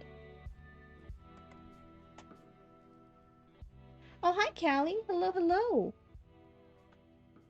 Let's see. My eyes? I actually want the official thing, the official model to have glowing eyes. I really want Cryptid to have glowing eyes. It's still a work in progress, and I want a little more progress before it's read on stream. All good. That's why I always ask you guys before I read, like, oh, are you good to have it read? Are you good? The prologue is being told as a story. Okay. So then we have we have 9 pages. To put it in perspective for you, we have 9 pages where it's being told as a story, but we don't know it's being told as a story by another character. I'm just letting you know, sometimes when you're doing something like that, you want it to be a little bit more clear from the onset. Being told as a story, so yeah. I would even consider maybe if it is important that it's being read as a story, being told as a story by another character in chapter 1, maybe this is reformatted a bit to more describe that. The Romans are here, you know, character name said, jumping up and down in the bed for like their kid or whatever, right? He acted out the young sword hand and lookout before pretending to climb atop the rocky cliff back to the clansmen over there, which were like the action figures. Maybe like a little bit more like clearly establishing that, because otherwise it could be a thing. You could not have it as a thing right away and like do this, but it is normally something you would do a little bit shorter. You'd only do a few pages before like pulling the rug back and being like, hey, that was the story that was being read. At this point it's 9 pages before that little bit is revealed. You're eating is that a funny way of saying croissant with strawberries? Croissant. I do want to see the emoji.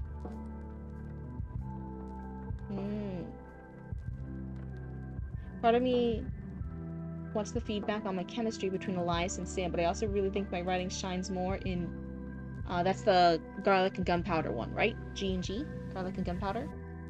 Gunpowder and garlic? Fuck, I forget which one it is. I'm dyslexic.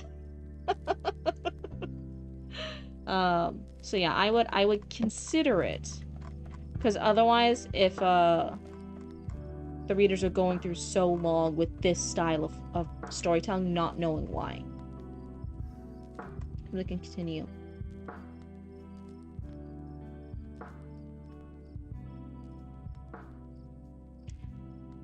We have to be prepared for anything that these thieves might have up their sleeves.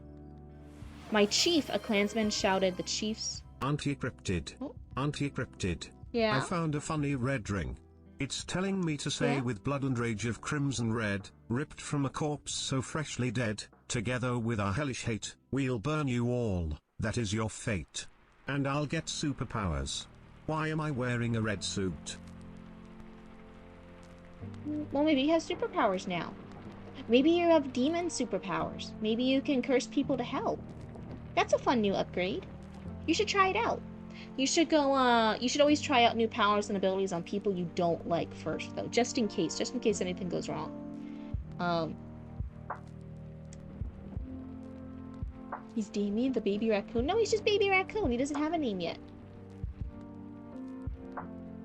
I was an upset child right after I sent my message. Oh no. Hey, real life always comes first. Poor baby. I'm out of here. But no, hey, maybe he has new, hellish demonic powers straight from hell. And listen, if you can't get hell powers straight from hell, then store-bought is fine. But, like, hey, maybe you have new hell powers. You should try it out on your enemies. You should go find people you don't like and try it out on them. See if you can curse them to the netherworld. See if you can make their insides go on the outside. See if you can make their eyeballs turn into spiders. You should try it out. So a clansman shouted, the chief's eyes forward to the sight of the Roman forces in the distance, expertly climbing their ship mast that easily towered over 100 feet. This one's another run-on one. Just not as like a me thing, just as like hey, double check it, because the clansman shouted, the chief's eyes forward. That one doesn't quite make sense. I'm gonna join Sinestro. You waited 30 minutes for that?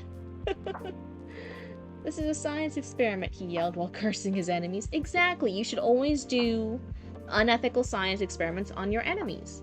That's the best use for it. You don't want to do them on your friends. What if something terrible happens? So the Roman forces climbing their ship's mast that easily towered over 100 feet. Well, that's new, the chieftain's son said in surprise. Forest archers, make it rain! Yeah, see, so us having the idea that this is, like, somebody else telling a story would then make this dialogue choices make sense. Because trying to say, like, oh no, like this... what, 395 AD Irish chieftain, make it rain? Sounds a little out of character, right? It seems a little out of context. Not many people would keep reading. They'd be like, oh, this sounds wonky. The character voices don't sound good. But knowing this is somebody telling a funny story about these characters, about the history of it, then it makes kind of, yeah, this is someone modern day giving this dialogue.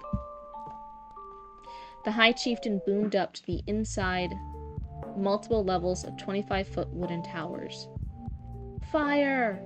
A brown beater clansman clad in green and black confirmed. The towers spit out stone-cut arrows in a gray fury. One by one, multiple Romans were struck with the razor-sharp arrows and knocked off the masts of their ships, leaving many still climbing and returning fire. Don't relent, my brothers! Fire at will! Yeah, I think that's definitely more modern.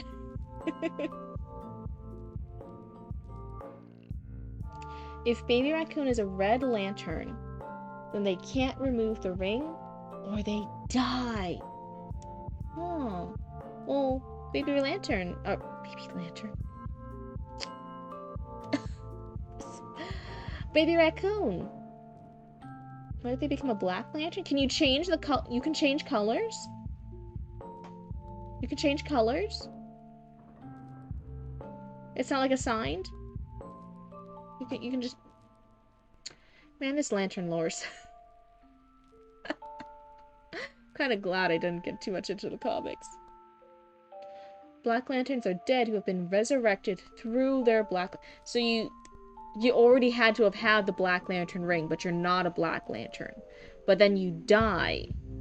And then since you already had the Black Lantern ring, it was like, nope, now you're resurrected. And you're undead. And now you have the Black Lantern powers. Is that what happened? Super up to date on the Lantern lore. Why would you want to be this? Sounds insane.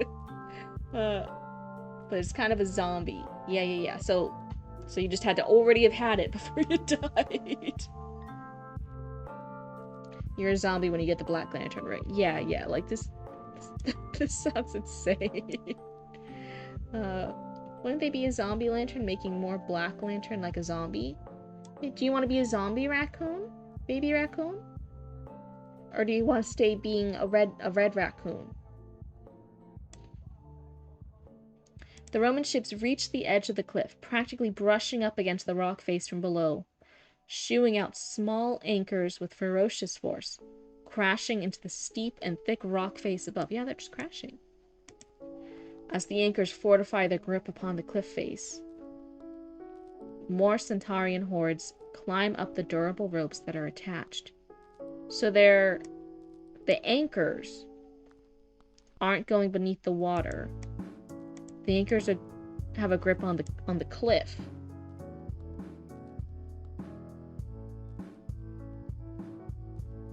Listen, one of the many crimes of John's is super complicating lantern lore. That is a crime. That is a crime. If you're gonna have lore, make it good lore and make it make sense. Surprise? And you're basically a god or angel with white lantern ring?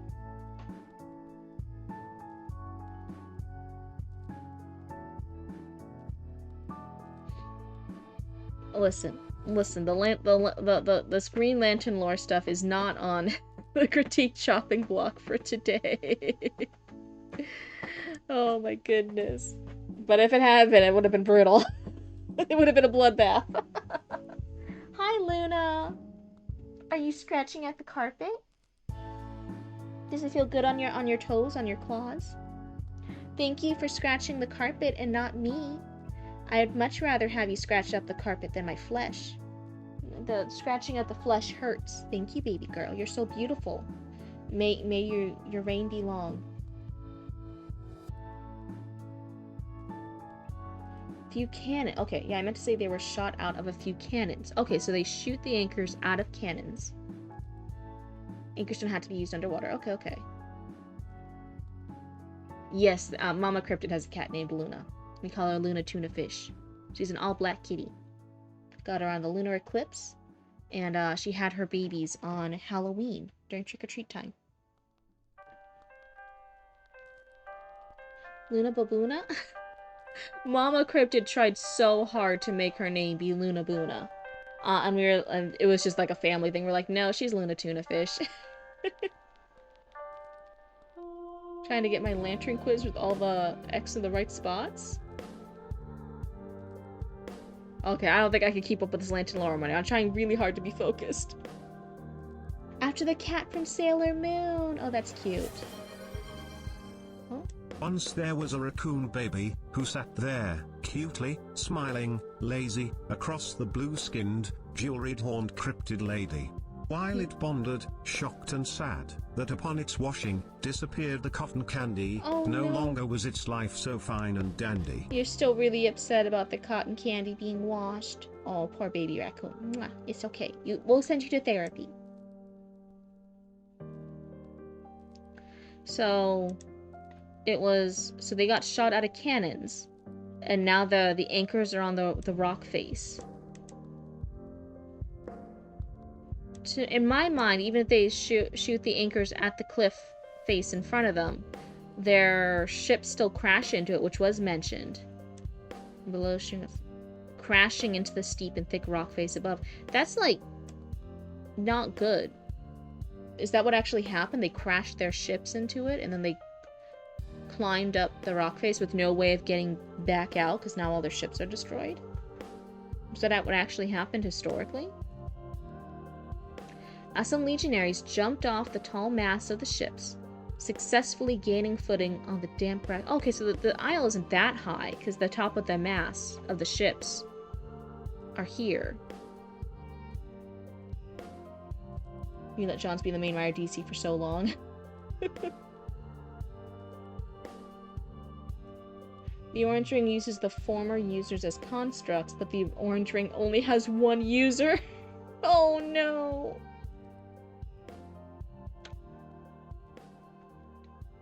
The High Chieftain roared, "Formations, men! Let's show these swindlers what us, it's pronounced Celts, right? Can do." A word. A huge Ulsterman shouted to his equally mountainous kinsmen, clad in dark green and brown. In response, numerous men rallied to the front, unveiling shields even bigger than they were. Shields that successfully protected the front lines from enemy fire.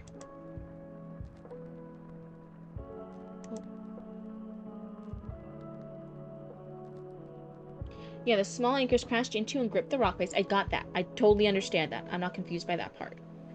I'm just saying, like, okay, they did that. The other men are on the ship masts, right? Some of them shot these anchors onto the cliff face. Do you mean at the very top? Because I'm thinking cliff face, that's like the middle of the cliff. Middle and upper middle, like they're trying to shoot up, but it didn't go to the very top. Are you saying that they got to the very top?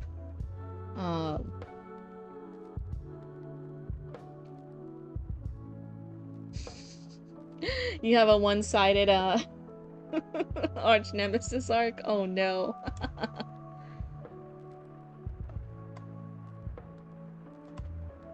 Let's see. As the Legionnaire front line galloped forward, several slender but fit clansmen clad in various shades of teal jumped over the huge mountain men on top of their shoulders. Armed with thin but sharp dual blades, they crashed into the frontal Roman hordes, cutting many a head off. Numerous decapitated heads danced upwards from the force of the sharp blades cutting through them. So yeah, this is starting page 6. You want to confront him on top of an active volcano? It's good to have goals, you know? And I think that's very, very a nice kind of like how a lot of people have like visions for like their honeymoon or like great vacations for like their spouses and stuff for their future romantic partner. I think it's good to have goals for your future nemesis partners too. Yeah, close to the top. Okay.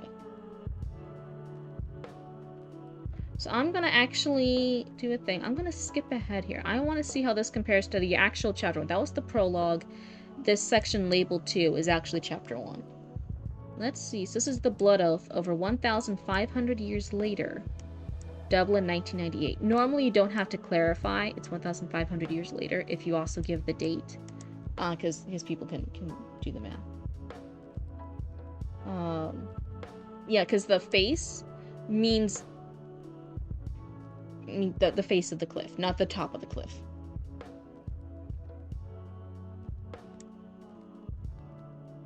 So it says, "And that, my son, is how our ancestor Alistair II avenged his father and drove out of the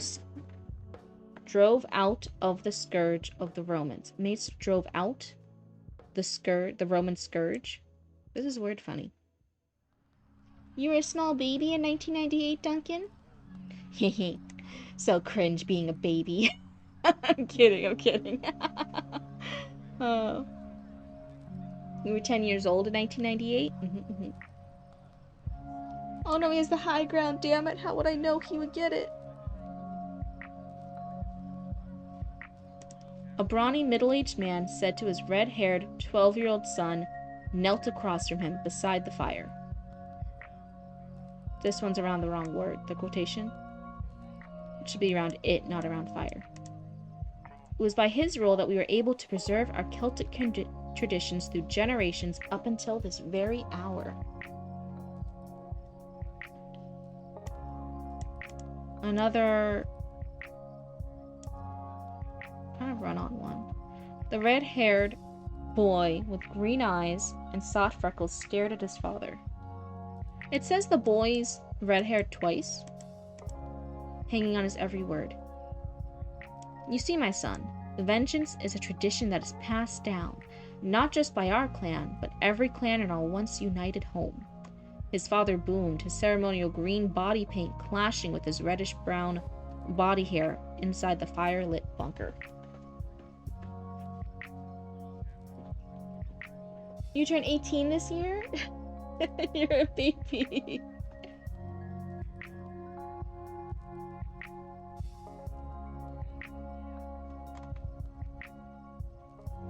Wait. Oh, you were negative 10 years old. You've let in a child. I always say, like, hey, I don't control you. Can be a kid here, but I'm gonna expect you to be mature and behave like an adult. Because you do say bad words here and stuff, right? Duncan, you're like realizing, oh god, I'm old. Is that in raccoon years or in human years? That's true, it's like a dog years type thing, right? Somebody do the math. Oh no. It is time, my king. A decrepit face with silvery gray strands of hair said, peeking out from the shadows. Your son must take the oath. This oath is given to all kinsmen and kinswomen, as it was given to me and my father and his before him, and so forth. The High King said proudly to his son. In the ancient days, they would take fresh game from a kill they had hunted that very same day. They would get a prick of blood from the thumb of the young boy or girl and mix it in with the meal they had prepared. Then they would feed on it like our deity himself, no knives or forks, but out of a wooden bowl.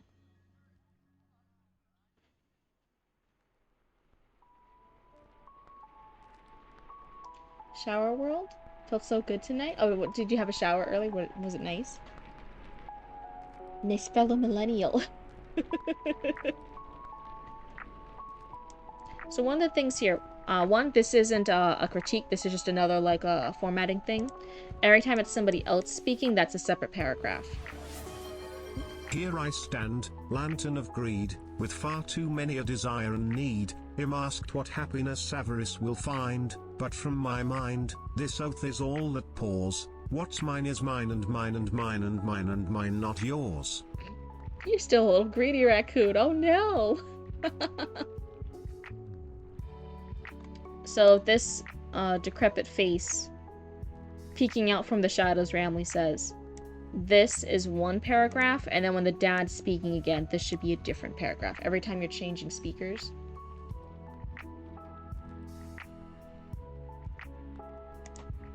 This is one person speaking. This is a different person speaking, so it's a new paragraph. Be back in a few minutes? All good. Space out for freshness. Oh my god, it always feels so good after a shower. You got it. All got it. Good, good, good, good, good. All good. So that's just a technical thing. Every time we switch speakers, it's a new paragraph. Oh, thank you for the bits. Your eyes hurt? Why do your eyes hurt? So that's just a technical thing. One of the things I'm thinking of, so we have this prologue, which is about this story, but we don't realize it's a story yet. Here's what you're gonna look at. Then we start chapter 1 discussing about the fact that it was a story. I think maybe starting it here, more of like this person coming in saying like, oh, it's time, like your son's gonna do this ritual, this ceremony. And then this person who's the High King, the dad, like explaining things there. But rather than, you kind of want to start a little earlier when we're starting like chapter 1, especially after a prologue, because you've already kind of delayed the action, the inciting, a cool thing happening from doing a prologue. So especially with a chapter 1 after a prologue, but chapter 1 in general, you really want to start with like something cool, inciting, something interesting, something really unique, or like an action-y type thing. I think this, like somebody saying, oh, it's time, like your son has to take this oath, he has to do this ceremony, and then the High King then explaining it. If you still want this scene, just have that scene after this little cool thing.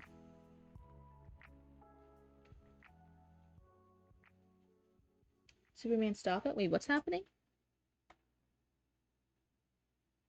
The red-haired boy just stared, eyes wide. Oh, my lo-fi beats. The red-haired boy just stared, eyes wide with amazement and a little concern. The king paused for a moment before speaking. But given what we know about the risk these days, we do things differently. Just a little prick is all, my son. Despite the boy's face softening in relief a little, he was still concerned at the drawing of blood. He was relieved, however, as blood was extracted by the shadowy and silver-haired specter, with little to no pain. The boy nodded with a huge smile as his father smiled. Yeah, see, this is the cool bit. That's like, okay, so this silver-haired specter is like drawing his blood, but it's only like mentioned in passing in part of a sentence. That lead up, him getting his blood drawn, could be like a sentence or two. Could actually be a small paragraph on its own, because that's the cool bit. The more cool bit it is, the more you want to talk about it. Where like the little details, I mean, we don't want to hear as much. That's the cool bit here. I would talk more about the actual blood part of the ceremony. Bye, Deathhead. Oh, is Maximum Sharpie here? Hello, hello. Welcome on in. After Cassius heard from the morning forth, you are bound by the blood oath of vengeance to your home and kin, he said triumphantly, pouring the ingredients into the fire at their feet.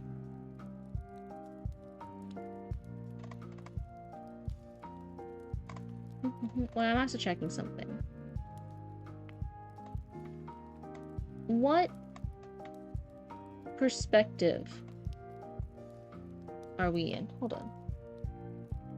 Who's our main character? Gotcha time for Death's Head. Win big. Big wins. I think this will be my final little question I ask before stopping here. But what is our main character here? Because we had the prologue. We now started it. We're going back and forth between the son and the dad. I originally thought the dad was the main character, but taking a little peek-see ahead, I'm wondering if the son Victor's actually the main character.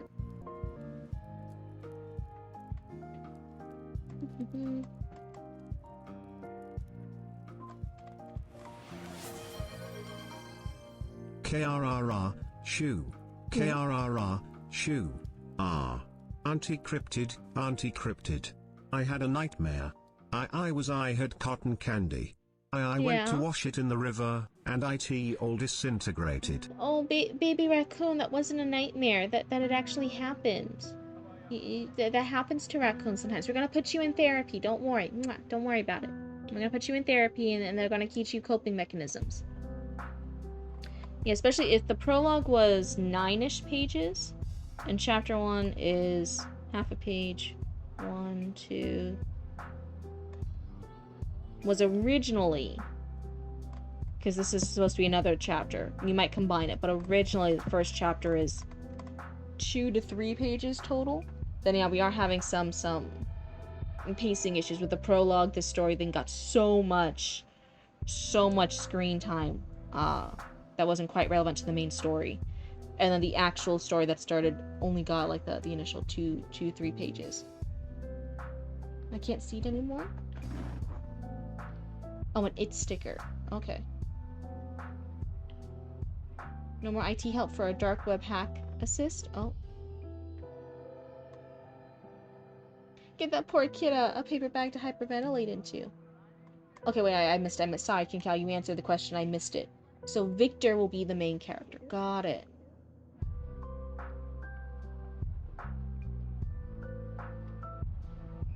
Let's see.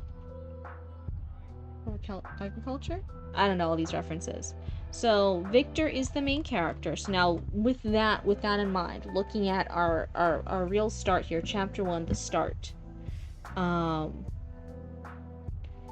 doing third person, the main character's Victor. I would maybe reframe it a little bit at this with making Victor a little bit more centric, a little bit more Victor focused, this little kid. Rather than having the first line be the dad repeating something, maybe start with, you know, Victor sitting on the floor of this I don't know what space they're in, the floor of the living room. His dad still going on and on about the history, the lore.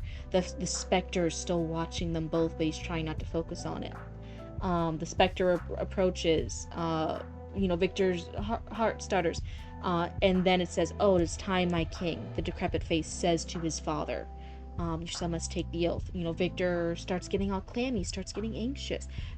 Focus a little bit more on how Victor's doing, because so much of the focus is actually on the dad, the High King. It reads like the dad's the main character, and then we just had to shift randomly through. I would maybe place a bit more emphasis. How is Victor seeing these events? How are these events unfolding before Victor? How is Victor understanding the world? Oh, he will be. Maybe read on? Okay. And it goes on a spiritual journey. Spiritual journey it was. Victor felt like he was on another plane of existence. Was this how the gods saw things? But alas, he took his dad's advice to relax. Why does it say alas? "There we go," his father said. Victor looked over his father's way. Golden wolf heads sprouted out of every corner of his dad's upper body. "Howl, my boy," the specter said, his voice the only thing that Victor could see or hear of the man in the state. "Howl for the gods." Victor's father then howled loudly, or rather the multiple wolf heads protruding from his body did. Victor finally howled as well. His 12-year-old howl was more comparable to a wolf pup, barely into a yearling, but his howl only fueled the manic joy that encompassed the bunker. "Great job, son," Victor's dad chuckled happily, legs crossed, seated by the emerald fire. Victor broke into laughter as well, eventually laying on his back from his seated position. He stared up again at the imaginary moss hanging from the ceiling. You see, this is still like... half of this stuff is still about Victor's dad and how Victor's dad is responding to stuff rather than how Victor is seeing things. There's like a few lines, but 90% of this, if not 95% of this, still feels like the main character's the dad while his son is experiencing stuff. I would really think clearly about making more of the story about how Victor is seeing the world and how the world's unfolding around Victor. Because even the time that we should be the most in Victor's head, when he's going through this ritual, he's seeing these visions, half of it could still be the focus of the dad. I'm not talking about just like, oh yeah, the dad has these wolf heads coming out from in this vision.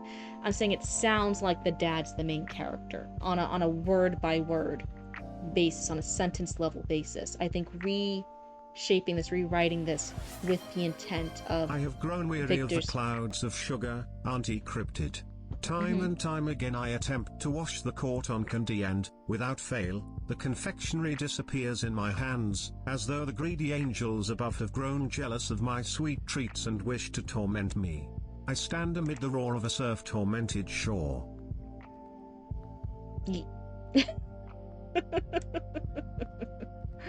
Oh my goodness. Baby raccoon might be shutting up for a while here. Hold on. God, where even is that page? Text to speech? Is this one it? Why do I have to log back into it? Just let me...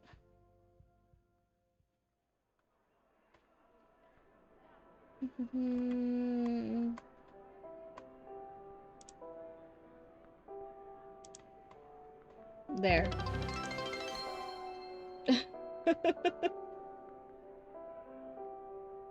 Just for Baby Raccoon. Baby Raccoon can talk again later when I'm not trying to focus on stuff. Cause I'm trying to move on to the other things. I'm still on this. There's a lot to do. It's already almost midnight. I'm trying to focus, I swear. But yeah, I think there's this emphasis on the dad, how the dad's responding to things, how the dad's laughing and responding in his emotions, and how the dad's going through this story, even though the story's about Victor. Because I could read this whole entire bit and I would still think the dad's the main character, and then you've got a little fuzz of oh, sometimes we have some random lines where it seems like Victor's the main character, but no, it's mostly the dad.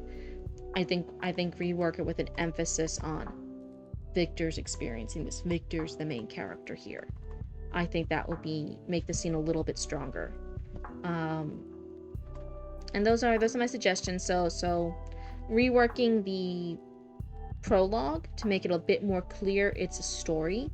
It's a story being told by a modern day dad.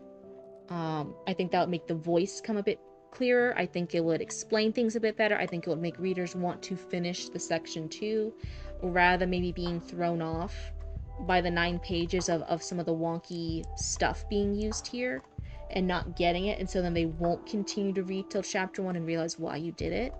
I think if it's just clear from the start it's a story, that would make people be engaged and interested in it, and they would want to read the story. And then when chapter 1 hits, really make it clear it's Victor. Cotton candy that was made by the Cotton Coon and able to eat it with a smug smile. I had to think if I'm gonna allow Cotton Coon. I don't know. I had to be careful with shortening raccoon. So should it just be Cotton Raccoon? I don't know. I had to think about it. I was thinking of that last time when we were doing the jokes with the cotton candy, with the raccoon who fell into the cotton candy and now makes waterproof cotton candy. I had to think about it. I forgot to make a determining on it.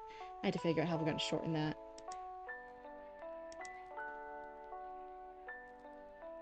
You was thinking the rah-rahs? What's the rah-rahs? What's rah-rahs? Like me saying rah-rah? I don't understand. But hopefully, despite the, So, cotton rah-rah? I'm not sure if people would understand that's short for raccoon, because I didn't. Oopsie. Is that a more common shortening for raccoon? Is that just me being silly? I'm not sure. But anyway, besides me being sidetracked again, hopefully this little bit of feedback for the start of chapter 1 and then your prologue. I didn't read the full prologue because it was too many pages to do in the critique. I hope it gives you some insight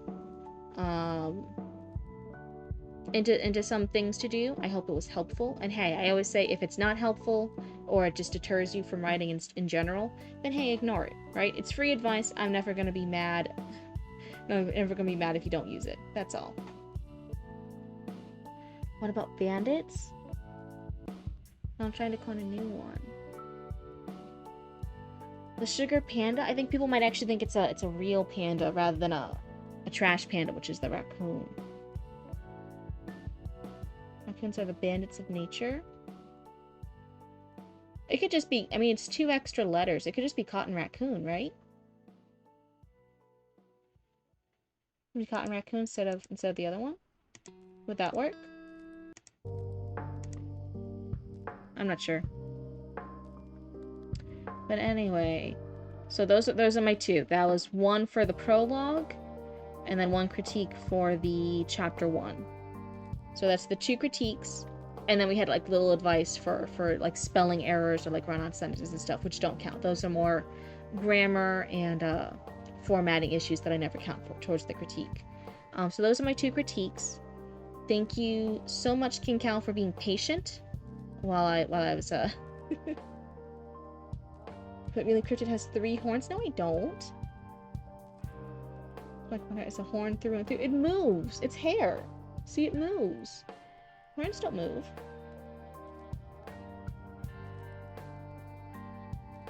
Yeah, see, Sugar Panda sounds like it would actually be a panda bear. Yeah. But otherwise, thank you, King Cal, for being patient. Thank you for being such a good trooper. Thank you for being a very brave raccoon and sharing your stuff here on stream for feedback. Yeah. So make the prologue more obviously a story being told. Yeah. You know, have fun with, you know, how somebody would be vocalizing this. You know, have fun with, like, action-y sounds. Have fun with the description. What kind of silly things would the dad be doing while telling the story? Yeah, definitely. That big round of applause. Round cheer of applause, I was about to say. I'm like, that's not right. You can tell it's getting late for poor Cryptid. Oh, no. I didn't go to sleep until around 3, 4-ish last night. Woke up at 10-ish to help Mama Cryptid with some stuff for an event she's doing food for. Went back to sleep around 3 while the machines were running. I just let them run while I took a nap. My sleep schedule's just all messed up now. Superstar, yeah. Can I repeat the second commercial? I could do that. So now we're gonna go to Raccoon Channel 6 News. I go here.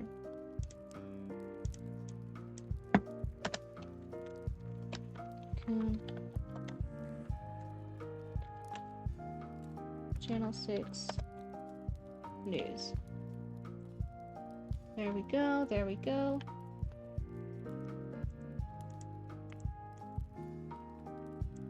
Baby raccoon can come back. Let's see. Don't click on the phone yet. Okay, if you see the spoiler. Sleep is made up by Big Bed to sell beds. I'm a sucker for it then. I really like sleep. If I could sleep more, I fucking would.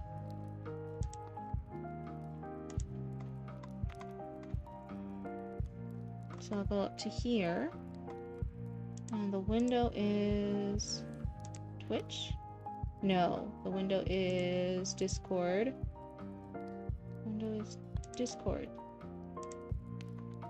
Oh my god, Pornhub.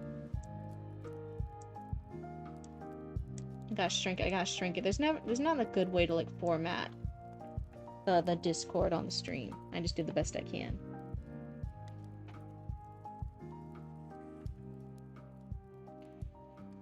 Or sidewalks we could all fly. I couldn't.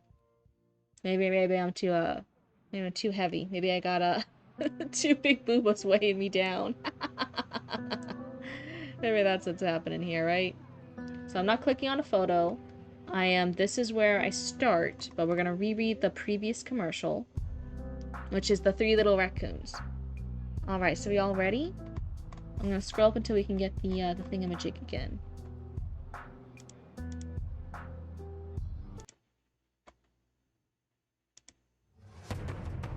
Everyone tuning in?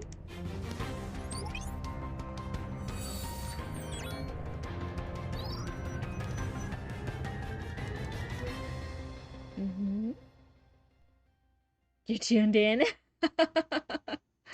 Oh no. There we go. Hopefully I didn't miss much. Yeah, we're just about to start Raccoon Channel 6 News. So I'm gonna start. There was a request to reread the last commercial. I'm turned on. Is that close enough? No. Oh no. Let me take a sippy.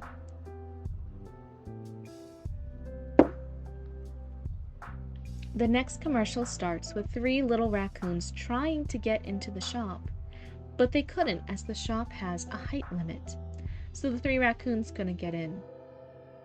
The 3 are sad about it and want to get in, but they always get kicked out.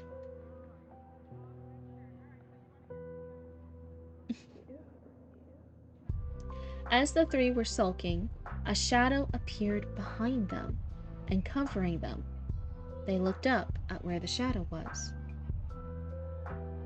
You turned on the news, of course. The TV is turned on. Oh no. They all look shocked as the camera pans to see Ojorogumo. I don't know if I'm saying it right, my bad.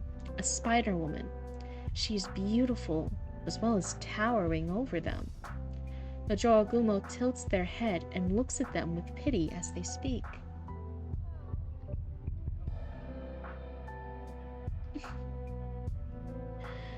What's wrong, little ones? They asked the 3 little raccoons, and the 3 little raccoons explained to them. Well, we wanted to go to the tall shop, but we weren't tall enough. One of the raccoons stammers while they explain.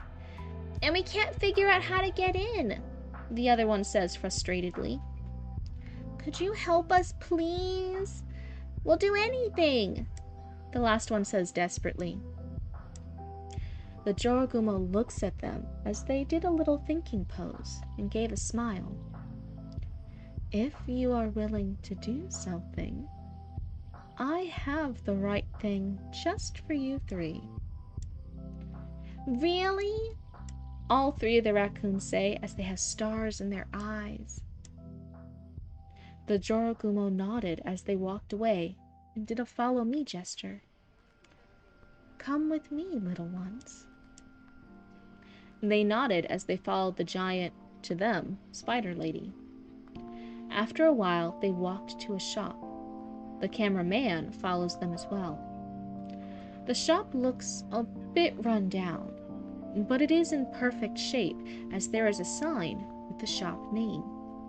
The shop name is Gumo Trenches and Coats, a shop that mainly specializes in making trench coats and also minor clothing with trench designs. There is a board beside it, with the shop name and a phone number on it, as well as its web board link, which is gumocoats.board. This is now the new bit. Now, little ones, come on in, and I have a coat for you three. Or one, the Jorogumo says with a mischievous smile. The three nodded as they followed her inside, and after a while, the Jorogumo came out of the shop with a tall gentleman. So what do you three think? The Jorogumo asks as the tall gentleman, 3 raccoons stacked together, wearing a trench coat, stands there as they look at the camera and wink. All we can say is, come and buy at Gumo Trenches and Coats, the 3 raccoons in a trench coat say in unison as the commercial ends there, and Raccoon News is back on air. Welcome back, trash lovers and dumpster divers, to Raccoon News, Archie says, greeting her audience with a smile and a wave. Now let's continue with our main scoop of the day, Archie says as they grab their pointy stick beside them and point at a photo where the camera zooms in and shows Commander Root rescuing kits from a cage as the camera pans back to Archie, zooming back. That's right, folks. The great Commander Root has rescued the kids from those dastardly golden coders, Archie says with awe and an invective tone, mainly for the last part for their act as the anchor. To those who don't know or haven't been checking on raccoonscoop.board, one of our best news reporters, Messy Mervin, has uncovered that golden retrievers, also known as golden coders, have been raccoon napping our kits and have been using them as trash sorters, or cleaners. Archie shivers in disgust at the end. And been feeding the kits garlic bread. Disgusting, utterly disgusting. But luckily, thanks to Messy Mervin being able to report and being able to discover their hideout, our great Commander Root, they have saved the kits and freed them, Archie says with glory to Root's name. And also thanks to Cryptid just for being there to witness Commander Root's glory and saving the kids. I saved the goddamn kid. I scared off I waved them off. I was like, go back to your yard, go back to the dog park. I saved the kids.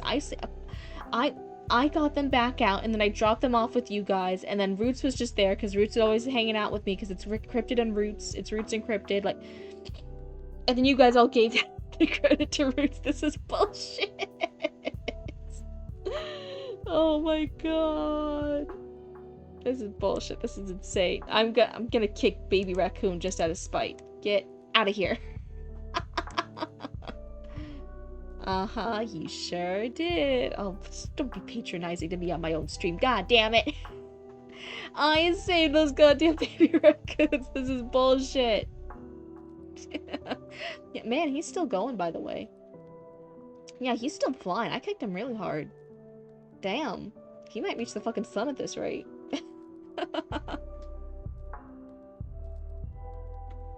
Archie says, thanking Cryptid for being there, knowing that she was the one who helped the raccoons besides Roots, as they continue to speak. Archie knows?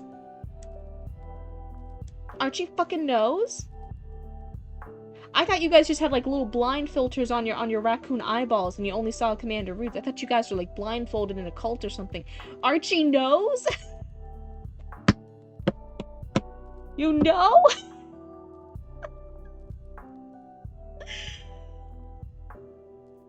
I'm gonna fucking lose it. I'm gonna fucking lose it. I'm gonna go get baby raccoon just so I can kick them again. Hold on. Hold on. Hold on. Okay, I'm back, and hold on. There we go, hold on. I will be back. No, I can't click a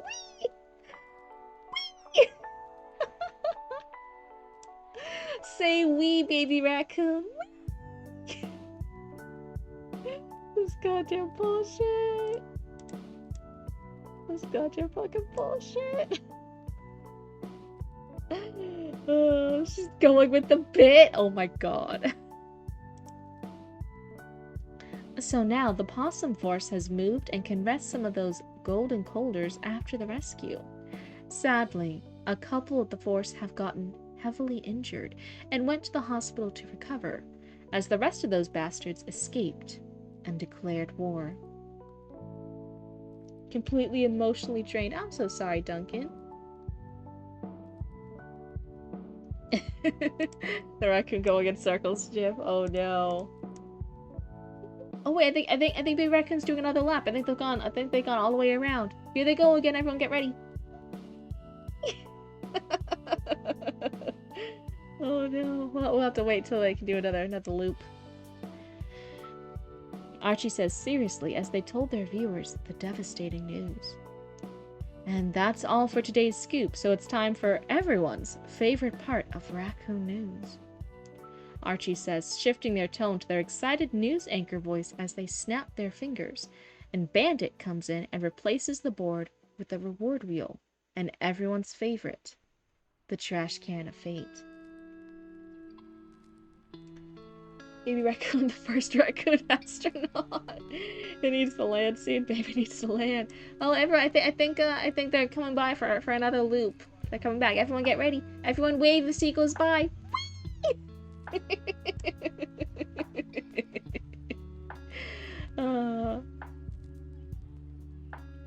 Thank you, Bandit. Now go get yourself some Dr. Stinker, as it is time to spin that wheel.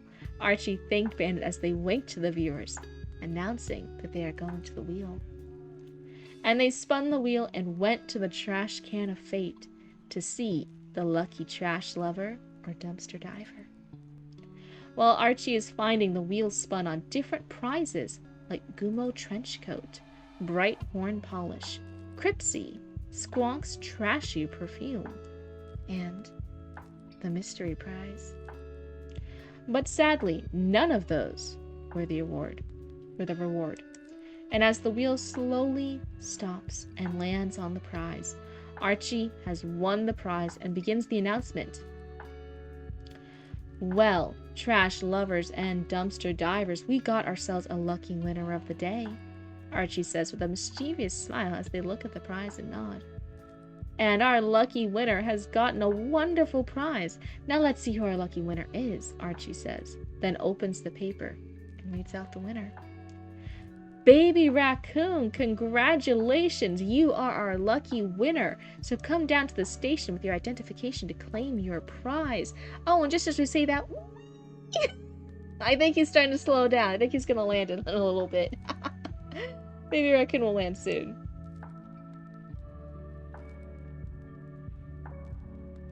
You can click on the spoiler. Oh, is everyone ready? Everyone ready?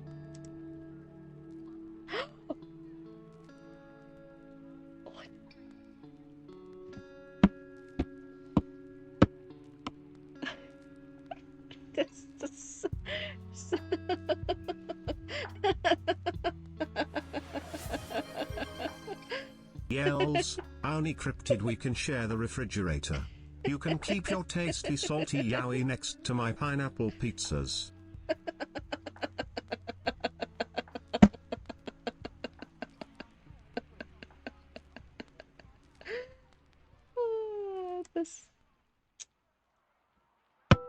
This is what you raccoons do to me.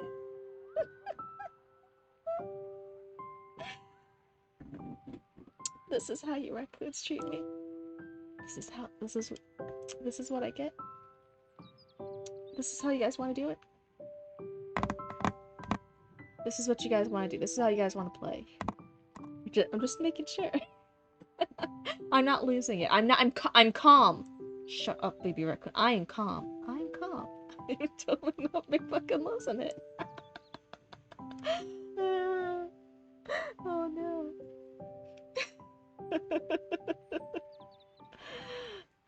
Okay. Okay. Yeah. Okay. No, Chatty Matty, you don't. What are you talking about? Yuri's fishy. Come on. Get with the fucking program. Listen, everything's fine. Good job, baby raccoon. Baby raccoon, you won a refrigerator. Can you believe it? Can you believe it, baby raccoon? You won a refrigerator. Isn't that such a fun prize? That's so great. It's so well deserved for you. It's exactly what you've always fucking wanted.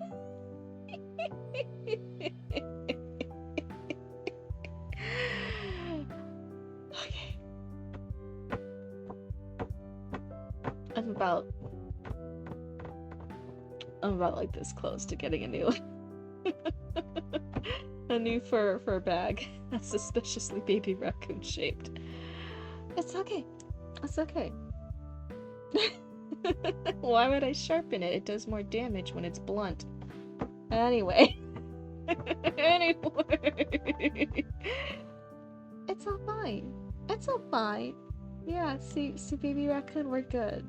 We're good. You didn't purposely try and get the refrigerator, right? You didn't purposely try and get the refrigerator that you know what Cryptid's been waiting for. You didn't purposely try to do that, right? Yeah, you would never do that. You would never do that because you have brain cells and you have self-preservation instincts, right? Yeah.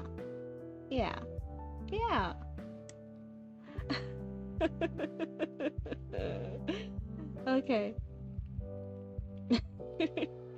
It's not violence, it's just an ending. Everything ends. He's a baby, yeah. No, everything's fine. Everything's fine. And baby raccoon is off to go get their prize off screen and might just never be seen again. It's a really long walk to Raccoon Channel 6 news station, and the fridge is heavy. Maybe he's just never seen on this channel again. Maybe he's just never seen on this channel again. But some things end in violence. Some things just end permanently.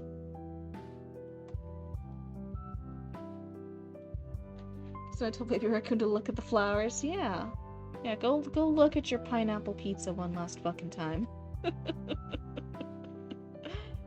It'll be the last good pineapple pizza you ever fucking see.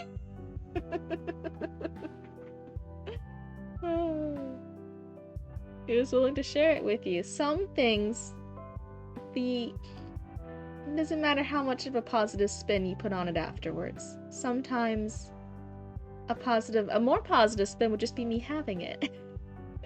Which I can always inherit it. I am part of the family. Inheritance is real. I can always inherit it. You guys don't know how to write. I could write. I could write myself into the will. And blueberry pizza. No! I'll continue watching him making food. Everything's fine! Everything's fine. I'm calm. I don't know why you guys are freaking out. I'm calm. I'm calm. Agent Backer just got jump scared by Funky the Rock. Yeah. Baby Raccoon's about to get jump scared real fucking good. Live from the abandoned news station, Raccoon Channel 6 News number 7. Number 7. Baby Raccoon got the fridge in number 6. And now Baby Raccoon's not here on screen for number 7. That's fine. He don't worry. He just went on a little walk to the Raccoon Channel 6 news station. It's fine. It's all fine.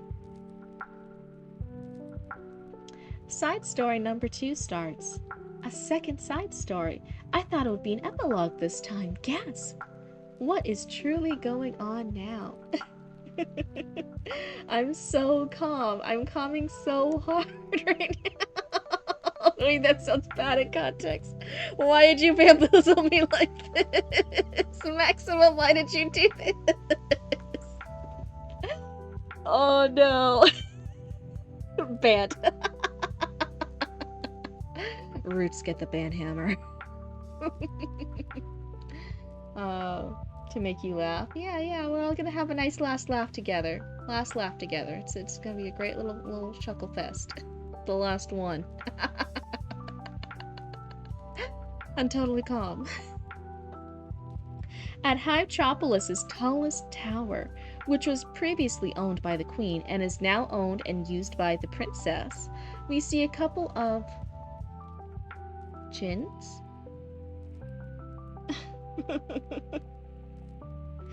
There will be no public executions because public executions mean witnesses. And I never leave witnesses.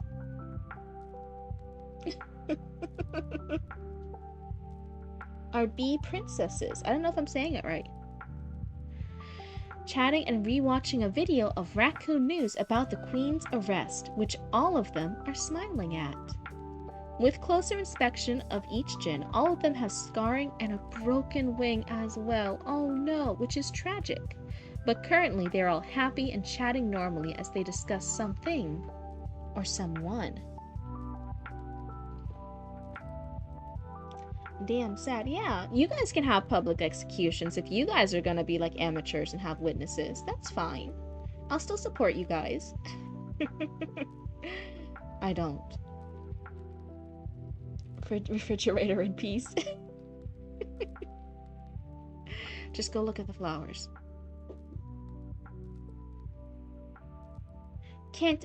Oh wait, how should I voice the bees? Can't believe your plan worked, sis. A Jin with a huge scar on her back says with a pun to the one with a broken wing and a scar on their face. They shrugged as they sighed. Honestly, me too. I was very worried about it not working, but... They trailed off a bit as they gave a soft smile. Luckily, it did. But what's Man, more this unbelievable... fridge is heavy. OMG, is that pineapple pizza, ice cream, and you a burnt pepperoni pizza? Well, 2 out of 3 ain't bad, yay.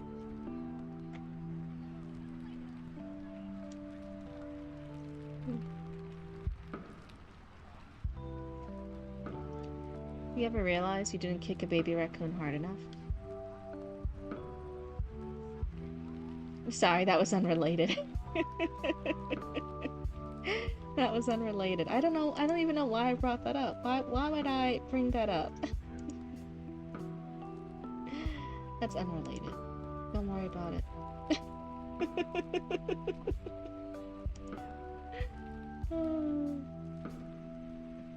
We hold him down and make him watch as we set fire to his pineapple pizza. That just... Do you not know how cooking pizza works? That just means it's cooked. That's just cooking the pizza. That's just cooking the pizza.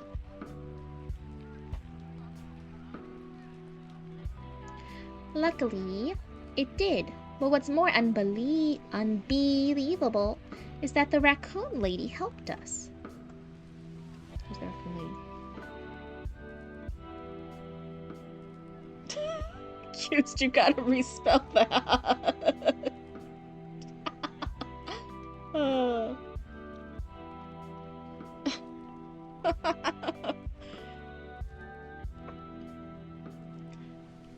Also, terrible pun, sis, they added with a sigh, which made the princess giggle. Yeah, I agree. Bzz. The pun is terrible, sis. The other one with multiple scars in their body says as they continue. But also, yeah, that raccoon lady is something. Bzz. Especially getting you out of jail without the possum force, whatever they're called. Bzz. Listening to her like she's their boss. Princess says as they look at their screen board, looking at Archie, worried and looking frightened as they shiver a bit. Okay, no. The raccoon lady's Archie. Believable.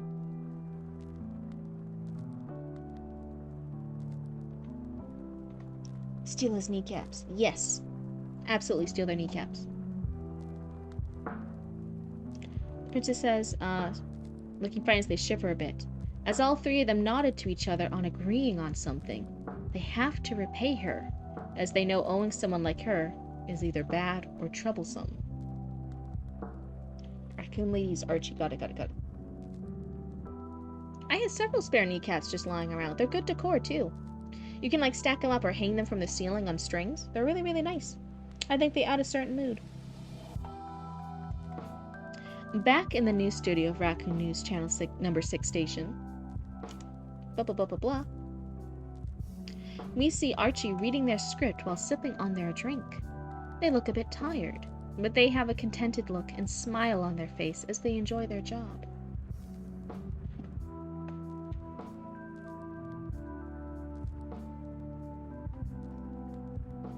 While they're reading their script, the crew in Raccoon News is organizing and fixing everything behind the scenes, including the board and the strings, as well as checking raccoonscoop.board to see if there are any notes or comments on the most recent post. As they do that, Miss Puddledunker is somewhere in the break room, eating cooked fish and drinking some raccoon dew. After a while, all the crew have prepared the equipment and are ready to air Raccoon News number 6. Miss Puddledunker called Archie to see if they are ready, as they gave a thumbs up that they were and had ordered the camera possum to start airing. 3, 2, 1, and Raccoon News has aired. Archie breathes out and readies themselves as they welcome their audience. Welcome one and all, trash lovers and dumpster divers. It is I, your hostess, Archie Archives, ready to give you the scoop for today. As we all know, all the news lately has been very extreme, so for today's scoop, we changed it a bit and found a softer scoop for you all, Archie says as they swing their legs at the edge of the desk.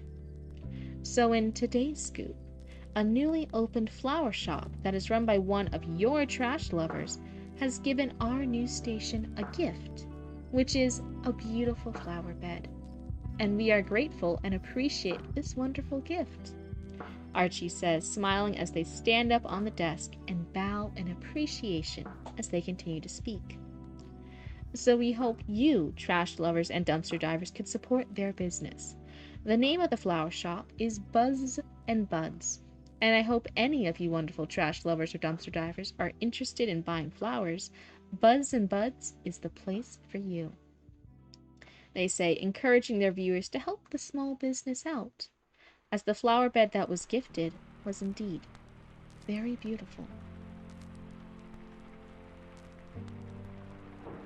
Absorb their power, Padawan. Yeah, See what a great news segment. It's so fun. It's so fun hearing and checking up on the bee princesses. It's so great hearing about new small business. It's so great as this world expands and we get a larger cast of characters. It's so great to have stuff that's, long awaited prizes being awarded to such deserving raccoons. Such well-deserving raccoons who have been so patient and waiting so long for that one particular prize.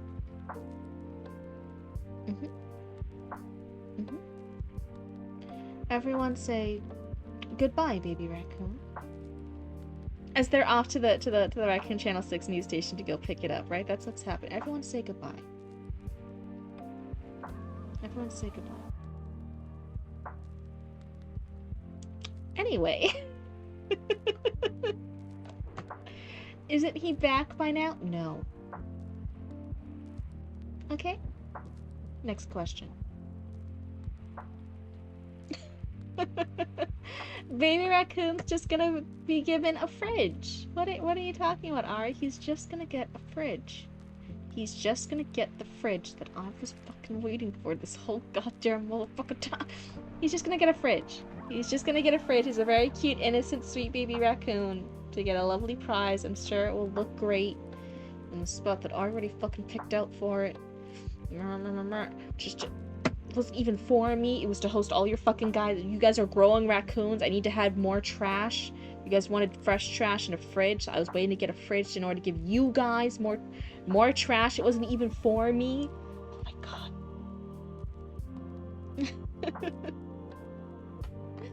I'm not gonna send him to sleep. I don't know what you're talking about. I don't know what you're talking about. Did I miss steps between 1 and 100 in intensity? No, everything's fine because I'm calm. I'm calm. I'm so calm. Everything's so calm. Everything's so calm as baby raccoon won the refrigerator.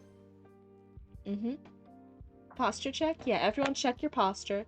Everyone make sure you aren't, doing anything weird with your bones.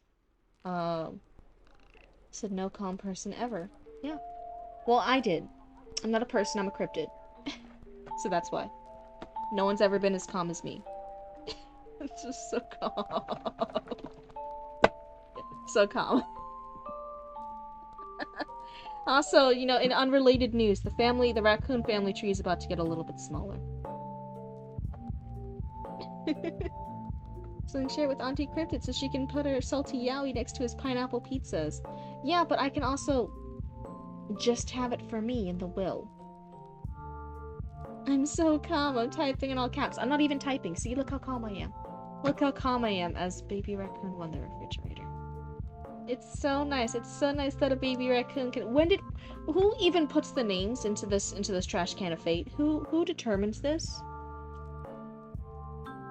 Who puts the names in the trash can of fate? I just wanted to ask some questions. I was just curious. I'm just curious about the system at work here behind fate. That's all. Yeah, Rocket Raccoon's backstory. Everything's fine. You guys all got to say goodbye, right? Yeah, you guys all said goodbye. Messy Mervin is hiding underneath his cardboard box for no reason. Yeah, for no reason. No reason. It's Mysterious Bee Raccoon. I don't know who it is. Mysterious Bee Raccoon?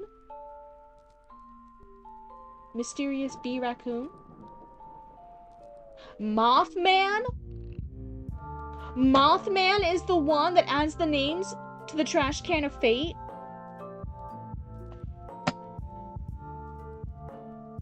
He's just fucking jealous. He's just fucking jealous because he's more popular. He's been more popular than any other cryptid for years. He has so much popularity on the cryptid market, and then I'm over here and I'm trying to do my own thing, and then suddenly, as I'm starting to grow and gain popularity, I'm sabotaged. No, it's fine. It's fine. I'm not even gonna claim it's out. It could just be a coincidence. It's fine. I'm so happy Mothman's here, hanging out with the raccoon crew, that you guys are hanging out with other cryptids, even though I'm right here. Cryptid, your favorite local cryptid, even though I'm here. If you needed a cryptid to put names into the trash can of fate, I was right here. I was encouraging you guys to make a Raccoon Channel 6 news station from the start. When did Mothman show up? When did Mothman swoop up and swoop in and take all this crap? When did he... Mothman's a baby raccoon fanboy? Baby raccoon's only been here for a few streams.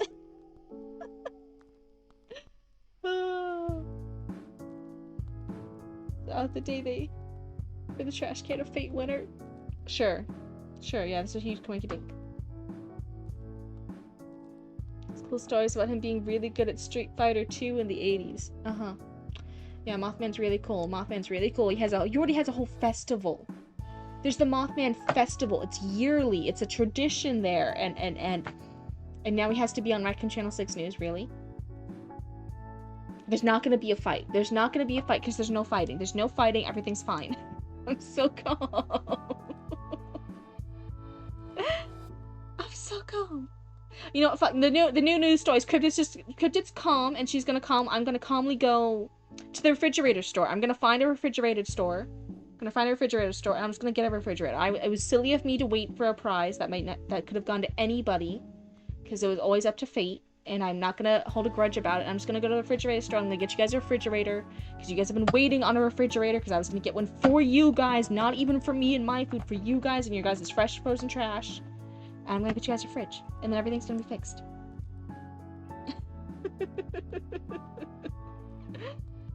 Holding a baseball bat. Yeah, it's just to play baseball. Just to play some baseball.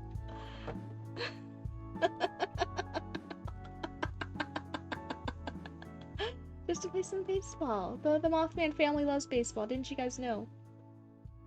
Didn't you guys know they love playing baseball? They're huge sports fanatics. Maybe they can help you guys with your sports teams rather than you guys explain things to silly old blue cryptid. Maybe Mothman would rather have sports teams with you guys. Yeah, maybe Mothman will do that. Maybe Fresno Nightcrawler will be the coach. Mothman said he is really good at baseball and is like almost major league level, but he didn't want to play because he didn't feel like he had to. Was he just too good? They are brought out by Archie, so there's no other... What do you mean all the refrigerators are brought by Archie? Where did Archie get the money?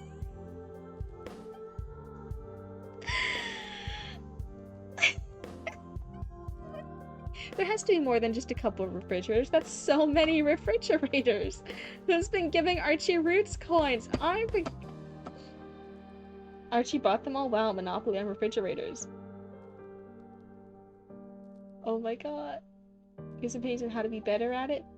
Wow, yeah, Mothman's so helpful. Mothman's so helpful with all the cool things you guys do. Mothman's so great. Everyone, go follow Mothman. Go follow Mothman. He's a huge influence. He's a huge icon. I really respect him. I really admire him. He's been in the cryptid industry for many, many years.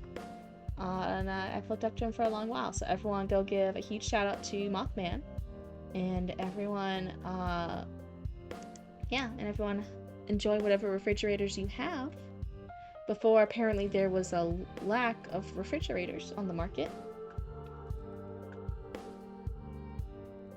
Archie gets sponsored by Yeti, the main source of refrigerator. Yeti's not even in Florida. Why does he have a monopoly on the fridges in Florida? What? Why were all you raccoons talking with all these other cryptids?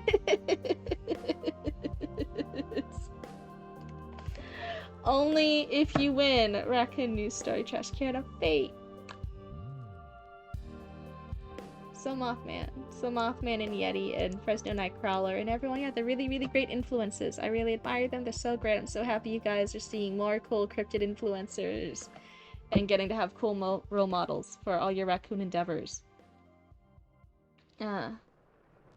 Messy Mervin's dated mermaids before? Okay. Bigfoot, he's a true legendary OG. Yeah, but what about the local Florida cryptids? Okay, what about Skunk Ape? Everyone keeps talking about Bigfoot. What is everyone talking about Skunk Ape? Are you guys just Florida raccoons and you guys aren't hanging out with the Florida cryptids? Is that why? No, I'm calm. I'm calm. Everyone, yeah, I'm so calm. Look, here's baby raccoon back. Here's baby raccoon back. Everyone say hi to baby raccoon. Everyone say hi to baby raccoon. See, nothing happened. Nothing happened. Everything's fine. And if anything did happen, you guys wouldn't know about it. There's a user with the name Mothman. I didn't want to shut them out. Yeah, see, he's back. They're in Florida. They're the source of all refrigerators, and Archie owns all Florida refrigerators. When did Archie do that? When did Archie do that? Archie! You're so capitalistically minded. That's so interesting. No, everything was fine with Baby Raccoon. Yeah, thank you, Superstar.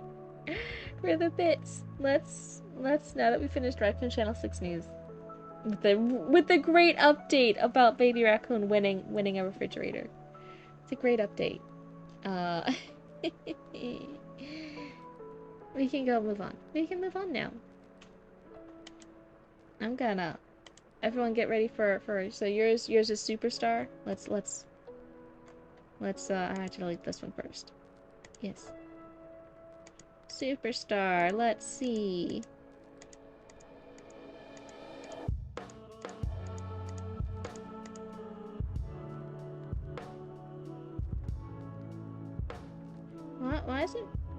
Why is it formatted like this? That's weird. So yours is a fantasy comedy.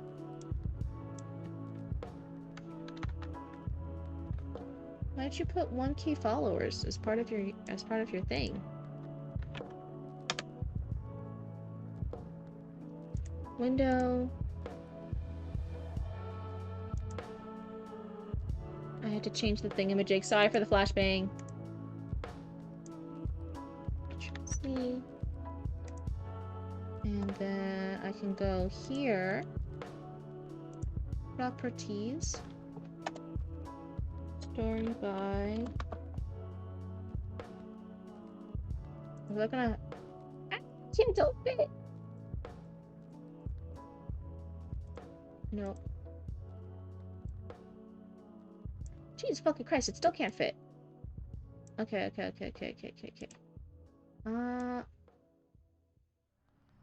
There.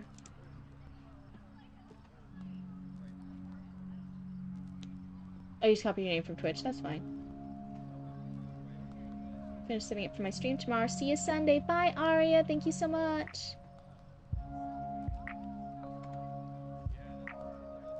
Throwing Mervin onto the trash can. You think Messy Mervin rigged the trash can of fate to win Baby Raccoon on the refrigerator? You know, I'm not gonna theorize. I'm not gonna throw anyone on the bus. I'm not gonna listen to the drama. Everything's fine. It was totally fine, which is why Baby Raccoon's fine. Because if it wasn't fine, certain people wouldn't be fine anymore. But it is fine. I'm totally fine. I had a little freak out moment. It's totally good.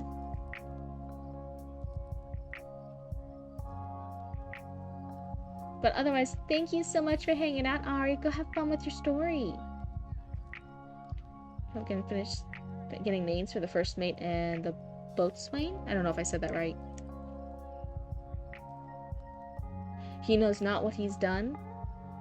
Yeah, that's why he's still alive. If he had done anything, there would have been consequences. But he didn't, so that's why he's fine. That's why he's fine. Everything's fine. Everything's fine. Everything's fine.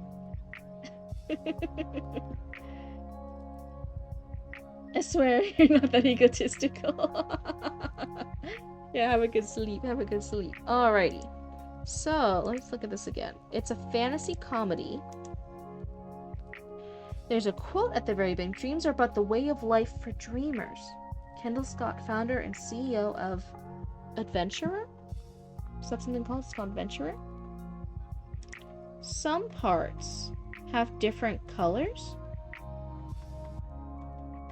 This is a full 23 pages. We won't get through the full 23, but we'll read a couple. So I know this is a comedy. Is there anything in particular you want to let us know about this piece before we get started? It's pronounced bosun? Bosun? No. Is it? So they're just they're just notes for yourself already. Okay, that's totally fine. Is there anything in particular that you want us to focus on for the critique? Anything about story, anything about characters, anything about sense or pacing, or is it just going to be a general critique? Go ahead and let us know in the comments, but otherwise I'll go ahead and get started after a little sippy.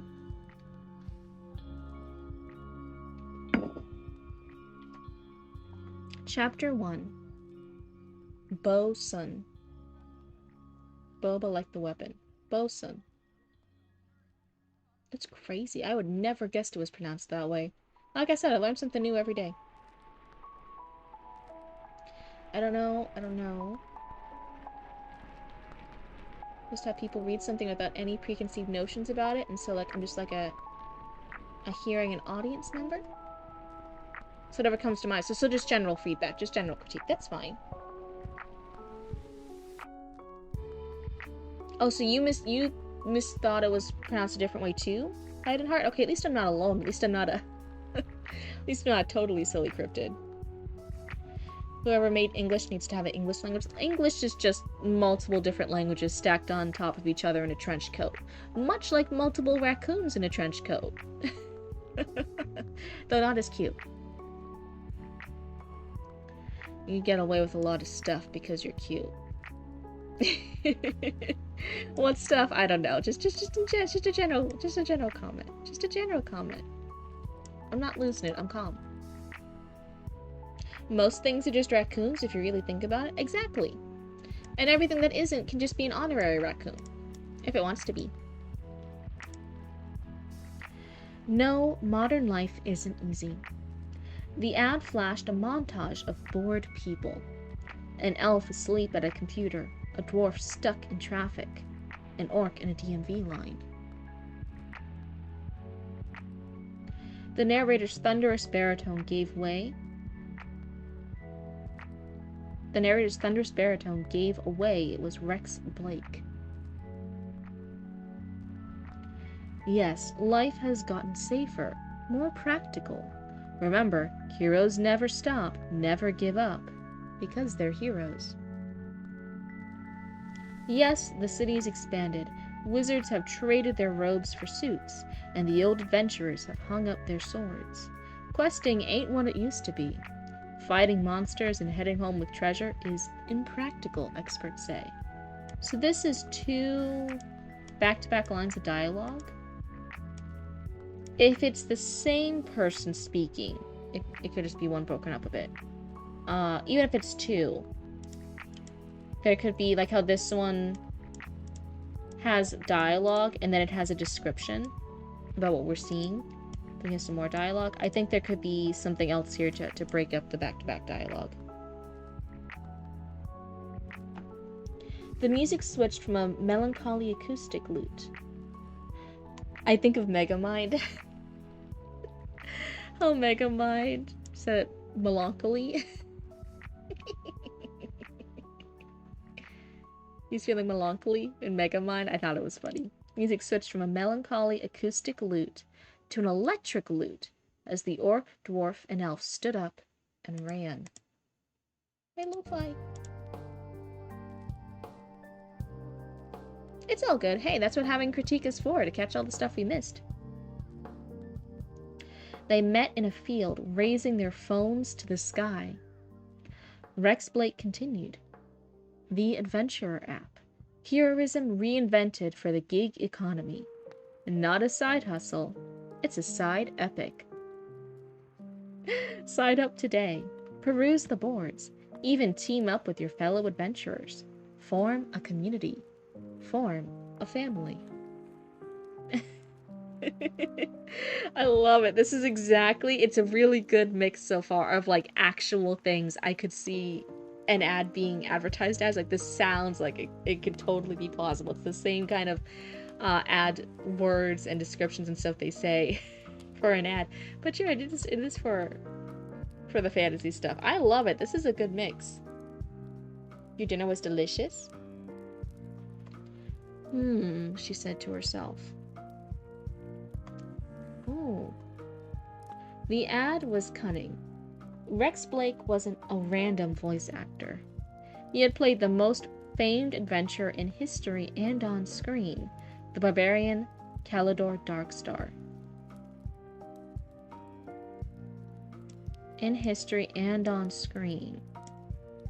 It was surreal to her to hear the 90-year-old actor say words like app. She chuckled, picturing Darkstar, that massive, muscle-oiled barbarian, in a fur mankini, doom-scrolling.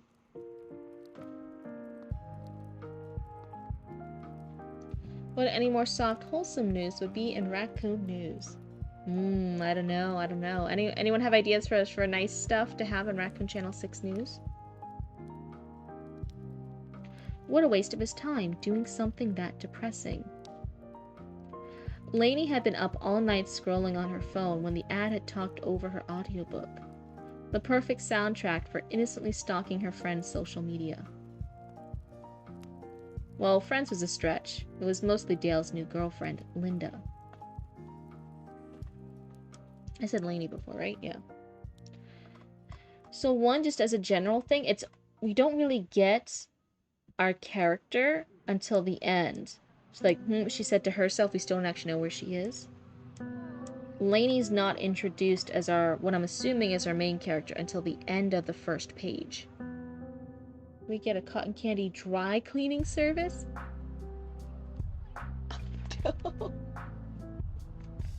A new cotton candy store opening.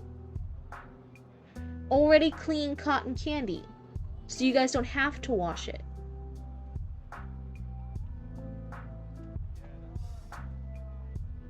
Oh, it is sort of similar thing. What's a similar thing? But yeah, maybe like since that's already fresh from a store, like raccoons are making it, then you guys don't have to clean it anymore. But also, I think an animal that's not a raccoon should open up a therapy office to help the raccoons with their cotton candy washing PTSD. Maybe they could offer their services too. Maybe that could be another ad. Dear God, Archie's getting so many sponsorships.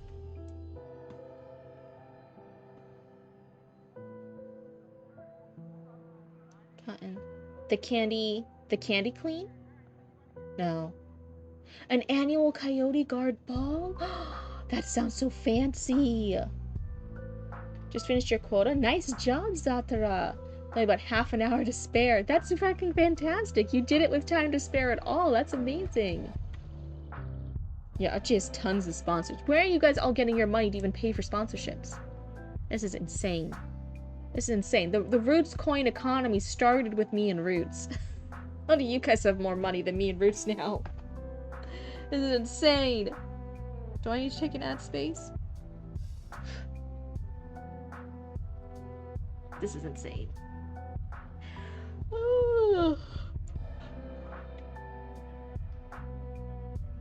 I'll put it in suggestions. Nice.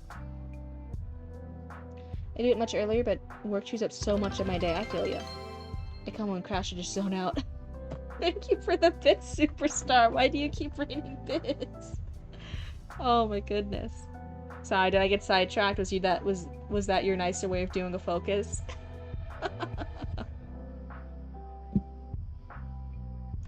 So we start with the current stuff, with the ad playing. Then we go back in time to thinking Lainey had been up all night scrolling on her phone. And now we're back in present. Never click on the ads. That's the rule. Never engage with apps like this. It gives them access to your money and time. She should let this go. Delete the app and fall asleep. Why even entertain this? So now it's talking about in present tense. Even though before, I think it's still talking about the same scene that she had before previously been up all night scrolling. Her eyes traced along the corner lines of her wall. A bug had snuck into her apartment, and she watched it crawling around the ceiling, trying desperately to find a comfortable spot to hang on. She envied that bug, because at least it was doing something. Hi, Roots! Roots, do we have any food? I think, you want pretzel? No, I already had a pretzel. I had it for lunch. Pretzel for dinner? No. And they say hi. Yeah. They say hi, Roots. Let's see if I can. Are we restocked on pizzas? I don't think so. This is bullshit. Yeah. I can't believe. We ran out of pizzas. I didn't go shopping for more pizzas, and now there's still no new pizzas because I didn't go shopping for any. This is bullshit. Mm-hmm. How dare the consequences of my actions, or my lack of actions, bug me like this. Damn. Maybe I'll have soup later. Mm-hmm. Are you staying up late tonight? I might try to go to bed in the next hour or something. Okay. But I mean, who knows? There's plenty of pizzas in Baby Raccoon's fridge. When did Baby Raccoon get the money to go buy his own pizzas? When did Baby Raccoon get a fridge? I don't want to talk about it. I don't want to talk about it. What talk about? Commander Roots is over here asking when Baby Raccoon got a fridge. Baby raccoon won the fridge in the trash can of fate from Channel 6 Raccoon News. You know the thing I've been waiting for? I've been waiting for the fridge for so many Channel 6 things. Yeah, I've been waiting for it. Baby raccoon won it. Congratulations! Yeah. I'm so calm. Talk about the wiki. Oh wait, Roots, they want your live reaction to this. We now, thanks to a certain amazing brave archivist, Zoe the archivist, we officially have a fandom wiki page. Holy shit! Cryptid Roots has a wiki page. Why do we have a wiki page? I was freaking out too. Yeah, we have a wiki page. Oh We can do different articles on it to focus on stuff, and we can even have a whole article about Commander Roots. Oh. Yeah, and because they can't do it all by themselves, so they're looking at mods to help. And you and Heidenheart are the only mods, but Heidenheart doesn't have proper internet for the next few days, so you'll be tapped in to help with stuff in the future. Okay. Okay. Yeah, okay. But Commander Roots, there's gonna be wiki articles about you. Holy. You're like be a real commander in history now. This is scary. Yeah, they say things. I don't know if you guys could hear them properly.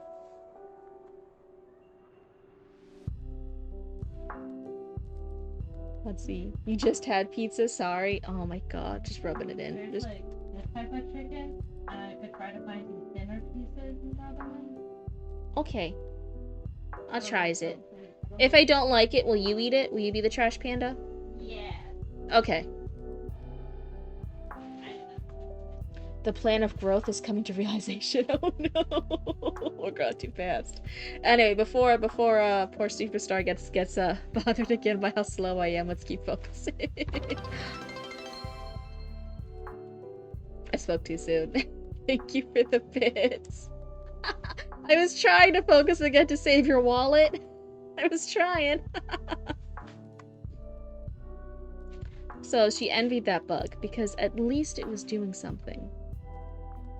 Whatever. She opened it. The app opened to a login screen. A pleasant voice with a soothing imperial accent greeted her.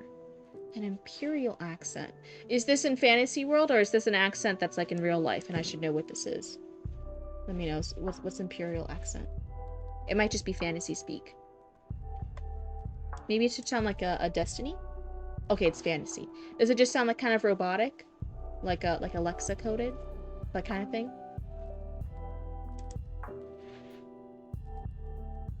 Vaguely English. Okay, I'm gonna go for like robotic-y Englishy. Like a Destiny speak. Okay. With a soothing imperial accent greeted her. Hello, friend. Hi, she said. Can I get your name, please? Said the app. Lainey, said Lainey. Wonderful. I'm already thinking Fae logic here. I'm like, oh no, they got her name. Wonderful. What a beautiful, wonderful name, it said. Her phone snapped a picture mid-blink with her chin tucked into her neck. Oh no, making her look like a murdered mob boss. Can I take that again? Lainey said. To prevent fraud, you must call a live operator to get approval to change your picture. Does that mean talking to someone? Yes. Never mind then. Wonderful. Please tell me your experience relevant to the adventuring lifestyle. At 10, under the influence of the Dark Star movies and a lot of sugar, Lainey had signed up for sword fighting classes. She'd been sure she'd be the greatest sword fighter ever, only to quit after losing her first match. Oh, I thought, when I first started, I actually thought at 10, like at the time, like 10 p.m. or something.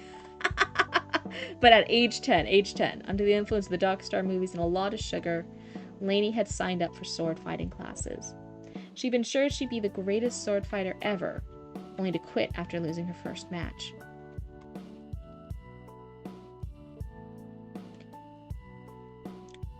3 months of fencing when I was 10. So here it's repeating the 10 when we already got that. Excellent, the app said giddily. You have received a single-star rating. Thank you, said Lainey. Satisfied, the app allowed her to log in. A swirling list of complaints from across the city popped up. Help! A skeleton man is attacking me! Another from a skeleton man. Help! A muscle man is attacking me! Muscle men were like skeleton men, but instead of a walking skeleton, they were a walking muscular system. Oh, that's actually really fucking good. I like that. Those were each rated 3 stars. They were too heavy for her. And besides, the real heroes from the Adventuring Guild would probably handle them. You think it makes just as much sense as a skeleton man? Exactly, that's why I really like it. I like that.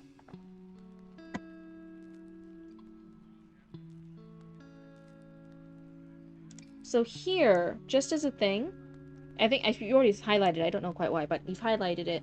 So one of the things were... The first part of it is a great description. Muscle men were like skeleton men.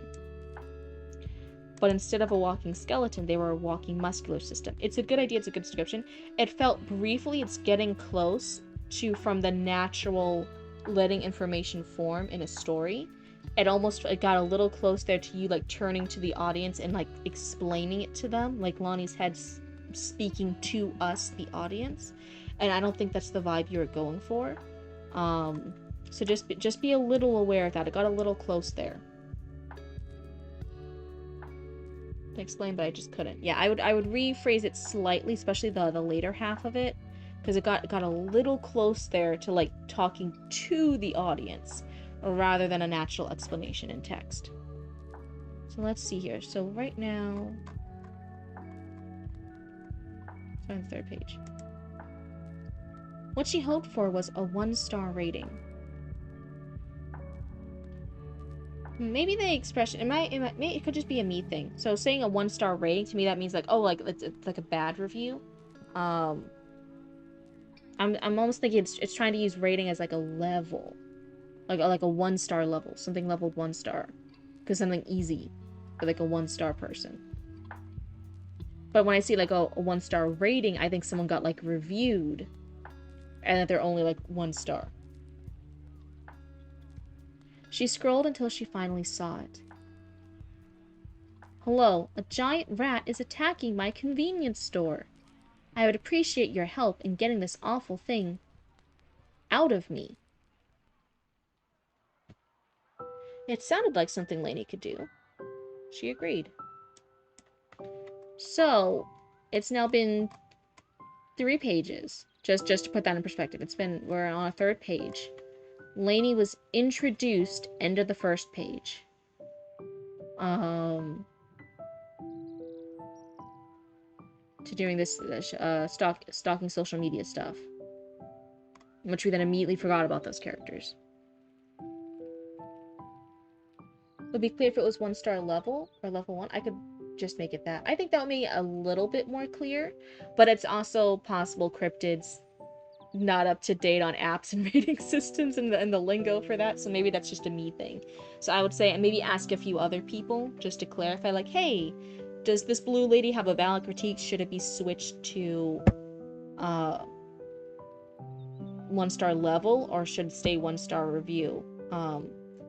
And I would see what other people say. If other people get it, then I would ignore my advice for it, because it could just be that I'm outdated on tech terms.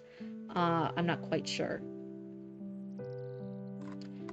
Second one. What was I gonna say? Fuck, I got distracted. So we got the thing from the first part of, okay, she had been up all night scrolling on her phone when she saw it. So it's talking about this scene as if it was past tense, but then we're continuing with it as if this scene is the current tense. Like, oh yeah, she's interacting with this app now, this advertisement. And now she's going out. So I'm still confused. Is it still late at night? Is it late at night? Because it said she had been late at night. She's up at night scrolling through her stuff. You were 10 switching. Yeah, that's why I was like, is it purposeful switching backstory and her story, or is it 10 switching? I wasn't quite sure. So is this late at night that she's gonna go out? Okay, it's still late at night. Perfect. Okay, just for clarity's sake. Okay, it's still late at night. And so she's gonna go out in 20 minutes, even though it's late at night, to go in and get this done. Wait, so if she's signing up for this stuff, can people see her profile pic? Oh no. No, it's just pure incompetence. Well, one, the first thing for being part of this chat, I don't want you to say that about yourself. Right? It's not pure incompetence, it's just a mistake.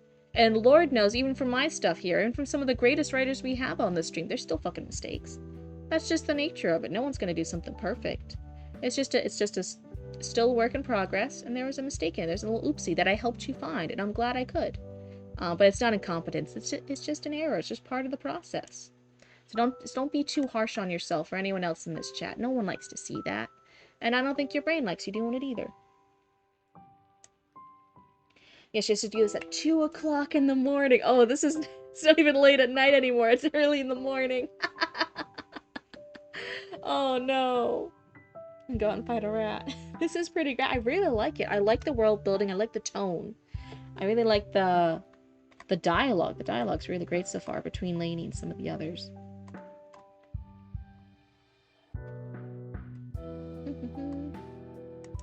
The job starts in 20 minutes, said the app. Wait, what? Wait! What had she just done? She agreed to go out at 2 o'clock in the morning to fight a rat. Okay, so yeah, see, if I had continued reading, I would have gotten it. But it is a little late for that information. That information should be a little earlier. She could feel the couch sucking her in even deeper. It would be an easy life, being a couch. Is she saying that aloud? No. Despite it all, she was sure she wanted to be a person. She made a valiant effort to get up. A heroic effort. I never want to get up. I want to sit here forever and then die, she said.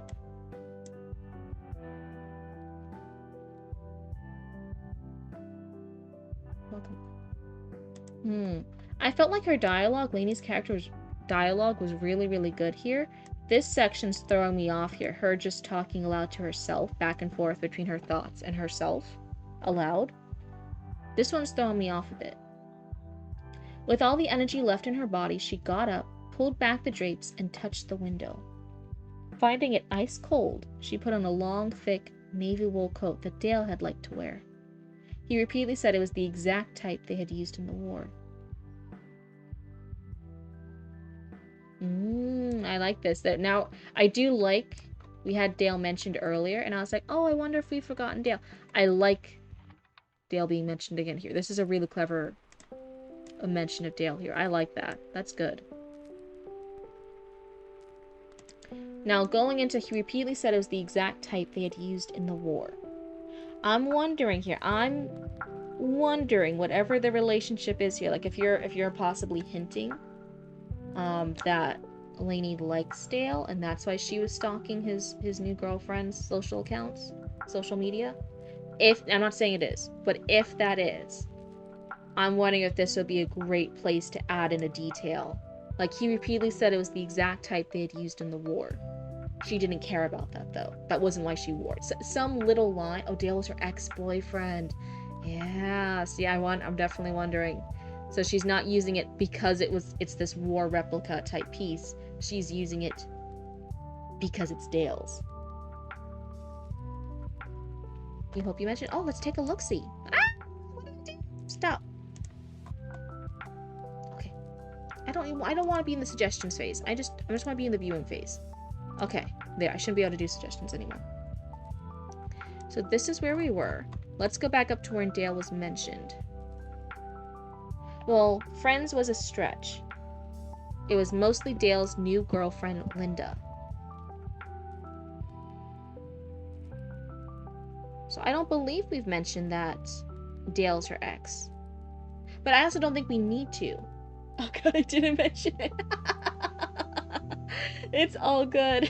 And honestly, I don't even think you need to. An earlier draft mentioned I must have deleted it. See, that's one of the things. One of the big suggestions I always have is never delete stuff from a draft. I always say open a brand new document and label that one version 2, and then copy and paste stuff over. That way nothing's ever gone, nothing's deleted. You can still see the earlier versions. See, that's why this was so good. Little helpful hints like that, right? I have so many versions. I'll write a shitty rough draft version of something, then I'll open a new document. I'm like, okay, for realsies this time, and I'll like copy all the important events in a list. Now that I have that list done of all the actual scenes that I want, then I'll open a new document. I'm like, okay, time to actually write those stupid fucking scenes. Man, I don't wanna write that all out, figure out plot holes and stuff. I'll do all that. New document. Okay, here's draft 2. Alright, it's so many fucking documents. I hate it. But also, I don't actually write on the computer too much anymore. I like doing it on pen and paper. With note cards, especially in the earlier drafts. But yeah. But I also think if you're worried about having to say Dale's an X, I don't think we need to. It could technically be a fun little reveal later that the person she's talking with, this Dale character, that it seems so far that she likes or has an interest in or is kind of obsessed over, is actually an X. That could be a fun reveal for later. It's not necessary to reveal it now. I'm just saying. You could do it either way. There's not a right or wrong way to do that, but it could be fun. She would need a weapon. Oh no, she'd need a weapon. It wasn't just she had one lying around. Who had weapons anymore? She looked through her closet, searching for something, anything that would work. For this one, should this be a hyphen? Someone who knows copy editing better than me. Someone who knows grammar stuff better. Something, comma, anything that would work. I feel like it should be a hyphen, but I don't know. There were ruins of a better life with all the books she had never read and dust-covered art supplies. But what did she have to protect herself from? A giant rat. Nothing, she said. That's a good use of it. This feels natural. Her thinking, what if she had to protect herself from a giant rat? That's the thought. Nothing, she said a lot. That feels natural. I like that. So I'm not entirely against saying things aloud verbally. That feels really good and natural in this scene. Her eyes then wandered over to the curtains. She had hung them months ago because of the Minotaur who lived across from her and loved dancing in the nude. That one, it's a good detail. It's really good world building. It's run on. I would just reword it to 2 or 3 sentences. She pulled her kitchen stool over to the window, climbed onto it, and grabbed the rod holding them up. It was a thick, solid wooden rod, tall as her and heavy enough to bludgeon with. The drapes fell violently to the floor. Oh no, in the months since she had installed the drapes, life must have gone terribly wrong for the Minotaur. Instead of dancing, he was drowning a bottle of vodka and was frying meat. He took a giant swing of the vodka, and let the bottle rest heavy in his hands as he stared at it. Maybe this was it, Lainey thought. Maybe he'd hit rock bottom and was going to throw that bottle to the ground and start dancing. He'd again be the nude Minotaur that had made her so uncomfortable. He raised the bottle to the sky and then poured it in the frying pan, the vodka erupting into flames. Still, she had a solid weapon. She spun the wooden rod gingerly, and it almost didn't totally slip out of her hands. Oh, I like that. I like that. Good enough, she said. So that is chapter 1. And the next part is going into chapter 2. I really like the tone of this. I like the tone. I like the style. I like this theme and premise. This is a cool world building thing. And I was a little cool, like, comedy, fantasy. What's that going to be like? How's this going to be? I like it. I'm really won over by this. We pointed out like some smaller things here and there for like the run-ons and different things like that. That's more nitty-gritty stuff. For the 2 general critiques feedback, I definitely think if there's a possible way to do it for restructuring this first page, mention Lonnie a little, or Lainey, how did I say it? Fuck. Mention the main character a little bit earlier And that's not like making new content. That's not even necessarily doing a hard edit. That's literally just possibly making or rephrasing some of the stuff earlier and then keeping all this as the ad she's hearing. And then going more into it, because otherwise it almost seems like these are our main characters, the narrators for the ad. But I think if you just mentioned Lainey earlier and that she's scrolling, it's just an absent-minded thing. She gets jump scared. It's 2 a.m. She still can't sleep. There's all these noises and stuff. Then go into the ad. She gets jump scared by the ad, and then all this continues the exact same way. It's just a little detail different for the beginning. I think that fixes the issue right away. I'm gonna go on that, or how I would do that, but it's definitely something I'll think about. You do have a point. Hey, and that's all good. And I always say, you guys never have to listen to advice. It's my advice. My advice. It's free advice given. It's also free advice you can just throw in the trash if you don't like it. It will never hurt my feelings. But as a general idea, we kind of want to mention our main character a little earlier, especially before other characters. Otherwise it can get a bit confusing, unless you're doing something very particular with like a prologue or something, which might be from the serial killer's point of view instead of the main characters, or like somebody, especially in horror, someone who might die, someone who's dying by like a ghost or a werewolf or something in the prologue. It might be in their point of view, and then chapter 1 starts with the main character. So you can still, it's not like a hard rule. You can definitely tweak it sometimes, but as a general practice, you want to introduce who we're going to be viewing this story in this world from.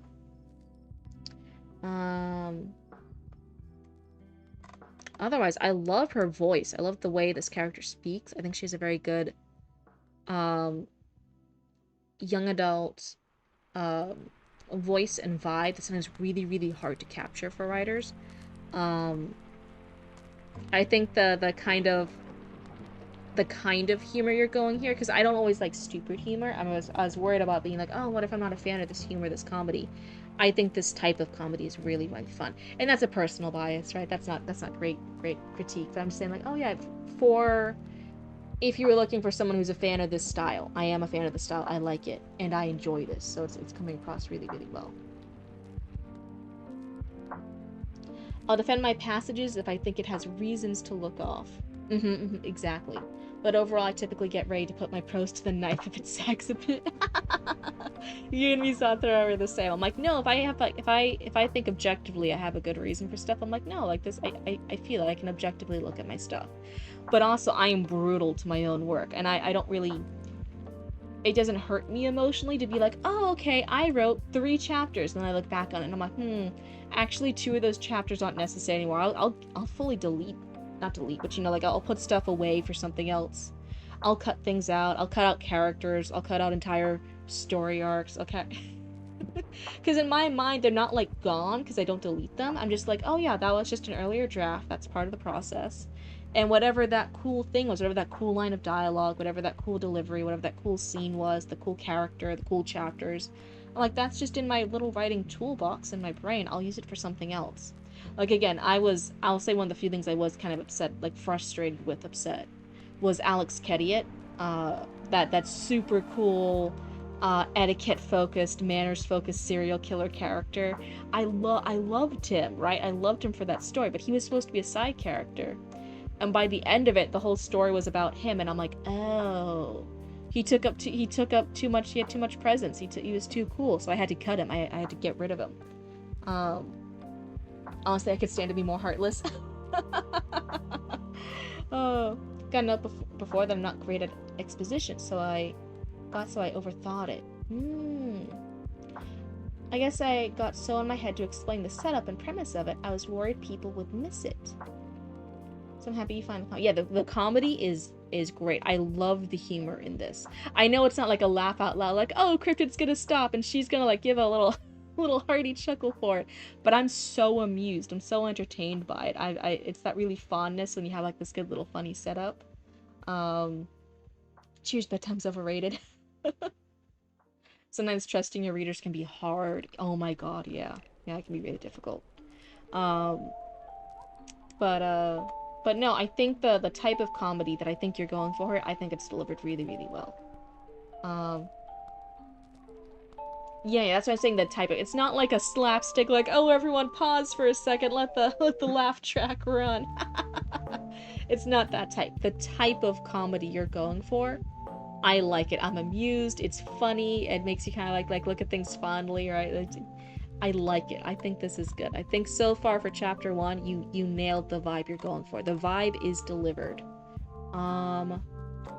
So what was the first critique? Was rearranging when Lonnie's introduced. And 2... What was it? Hold on, sorry for the flashbang. Everyone close your eyes. Everyone close your eyes. Fancy. Okay, didn't specify. What is your goal? What is your format idea for this? Is this gonna be a web novel? Is this gonna be like a physical? Are you going for traditional publishing? Is this gonna be self-published thing? Is this gonna be developed into a comic? Is this an animation script? What, you're trying to get this published. Okay, perfect. Perfect. It's good to kind of get a vibe of what format it's being told, because sometimes that changes the vibe of it. It's a short story and you're trying to get this published. I would say it's not a no-no to have back and forth dialogue a bit. We can go back and forth a smidge, especially with few characters such as Lonnie and the app voice. That's totally fine. This is a perfect scenario to use the dialogue back and forth. In general, I did think it's right at that limit. I think there could be 1 or 2 more things to break it up a smidge. So like right here, let me give you an example. So she's staring at the bug. That bug doing something is the motivation for her to open it. And then so the app speaks, she speaks. The app speaks, she speaks. The app speaks. Then we have a pause. Right now we have a description. Oh, the phone snapped the picture. It made her look like a murdered mob boss. Lonnie speaks. App speaks. Lonnie, app. Lonnie, app. It's just slightly too long. Just slightly too long. I wish there was 1 or 2 more breaks, just like the phone one. It could even be some minor detail, right? She say some real thing that happened to me. Yeah, we all know those cameras getting us in our unflattering angles. So it's not like a ton. I'm not saying like, oh, go add a description line after every single thing. I think this is doing very well of having this dialogue exchange be a little bit faster, because you don't want to make it too long and boring, right? This is just her talking with the app. The pacing's good. I'm literally saying like 1 or 2 more lines. 1 or 2 lines just to break up it a smidge. Let me look at the rest of this. So this one, it's she speaks, app, she speaks. Then we have a breakup. Totally fine. I love. Then it's satisfied. It's showing her stuff. We get some more things. More descriptions. Then it's this. And then yeah, otherwise everything else pacing wise is great. So yeah, for here, I'd literally just have one more little line of description somewhere to break it up a smidge. And then I think you're golden in this section. Because if you had done too much description back and forth, it would have slowed it down too much. And this is just a general kind of setting up the conversation between Lonnie and the app. I think it's good to have it fast paced, but just that one smidgen more. I think you'll be fucking golden on the pacing here. The reason why, to explain my thought process a bit more, if this was a web novel, sometimes web novels, especially that format, the computer screen or phone screen format for a web novel, does employ stuff like this. And this might have been more natural in a web novel format, because sometimes they do have, it's a little bit shorter, it's a little quicker, it's a little punchier, a little bit more bare bones, a little script-like sometimes. So that's why I'm like, a web novel, this probably could have flown. I would have been like, yeah, this is fine for a web novel. For publishing, 1 more line and I think you're golden. But otherwise, those are my 2 main critiques. I'm going to limit it to 10. We did some smaller things here and there, but the 2 critiques was just as a recap, mentioning Lonnie a little bit earlier, and 1 more split up for this back-to-back dialogue here. And really, the world building's great, the vibe, the comedy is great, and I really like Lonnie so far. This is a really, really strong intro. I think you've been a little harsh on yourself in the chat, and I wish you weren't, because this is a really good, strong piece. Critique is here to point things out, good and positive and bad about stuff. So there's a lot of positives here. Might not seem like it, but the vodka is vitally important for the end. Oh, if we had kept reading, I would have looked forward and seen like, is the vodka scene necessary? I really like the idea of just more stuff with the Minotaur nude dancing. Because I thought that was more funny. But yeah, if it's plot relevant, then yeah, keep it. I wasn't gonna give a comment about it until I read more into it. Because sometimes, like you just said, like sometimes stuff comes up later, and I'm like, oh, okay. But honestly, this is a really strong opening chapter, especially for a short story. This is really good, strong opening premise for a short story.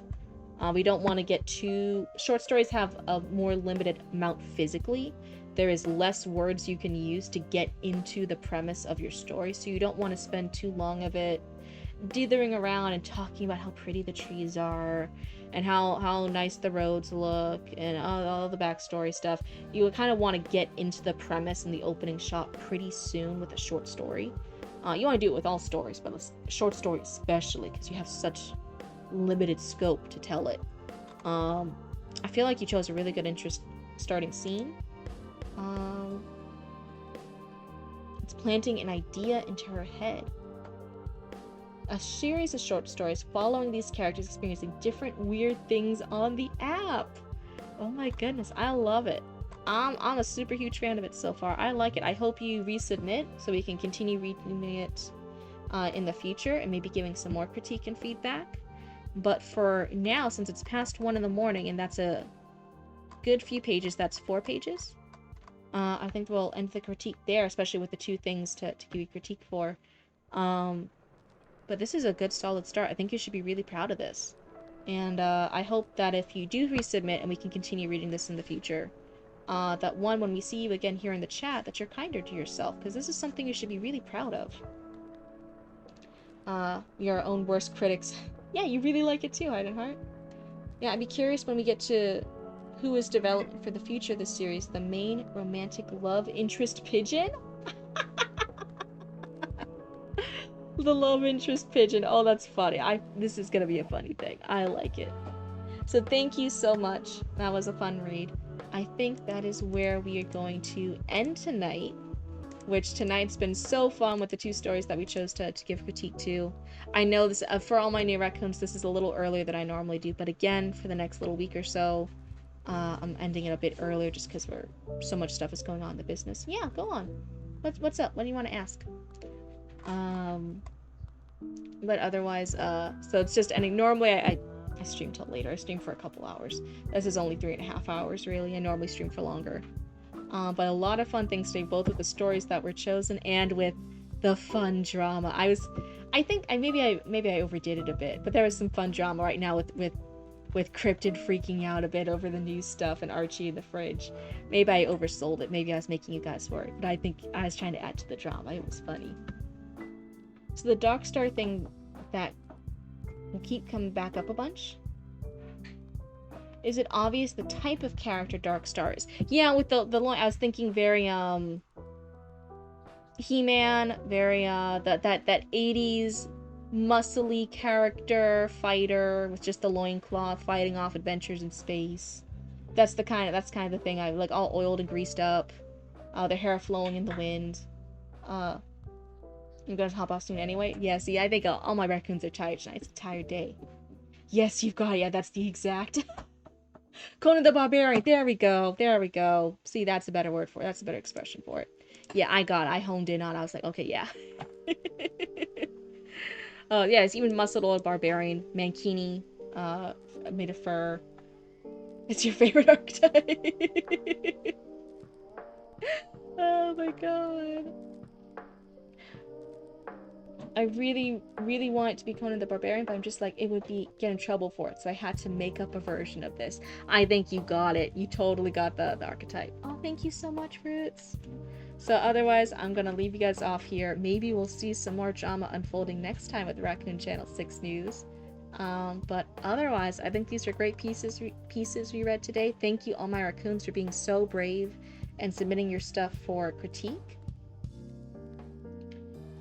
So Arnold Schwarzenegger in the movie Red Sonja played a character called Calidor, who was an obvious Conan ripoff, so I was like, okay, this works. Bye, everyone. Have a wonderful night. I hope you're all warm and cozy. Thank you so much, Zoe, for doing so many cool, fun things, both with Raccoon Channel 6 News and with a wiki page. Holy shit, I think I blocked it out of my mind. There's a Cryptid Roots fandom wiki now. That's incredible. I think I'm gonna wake up tomorrow and still be in shock about this. Everyone, have a great night. Goodbye.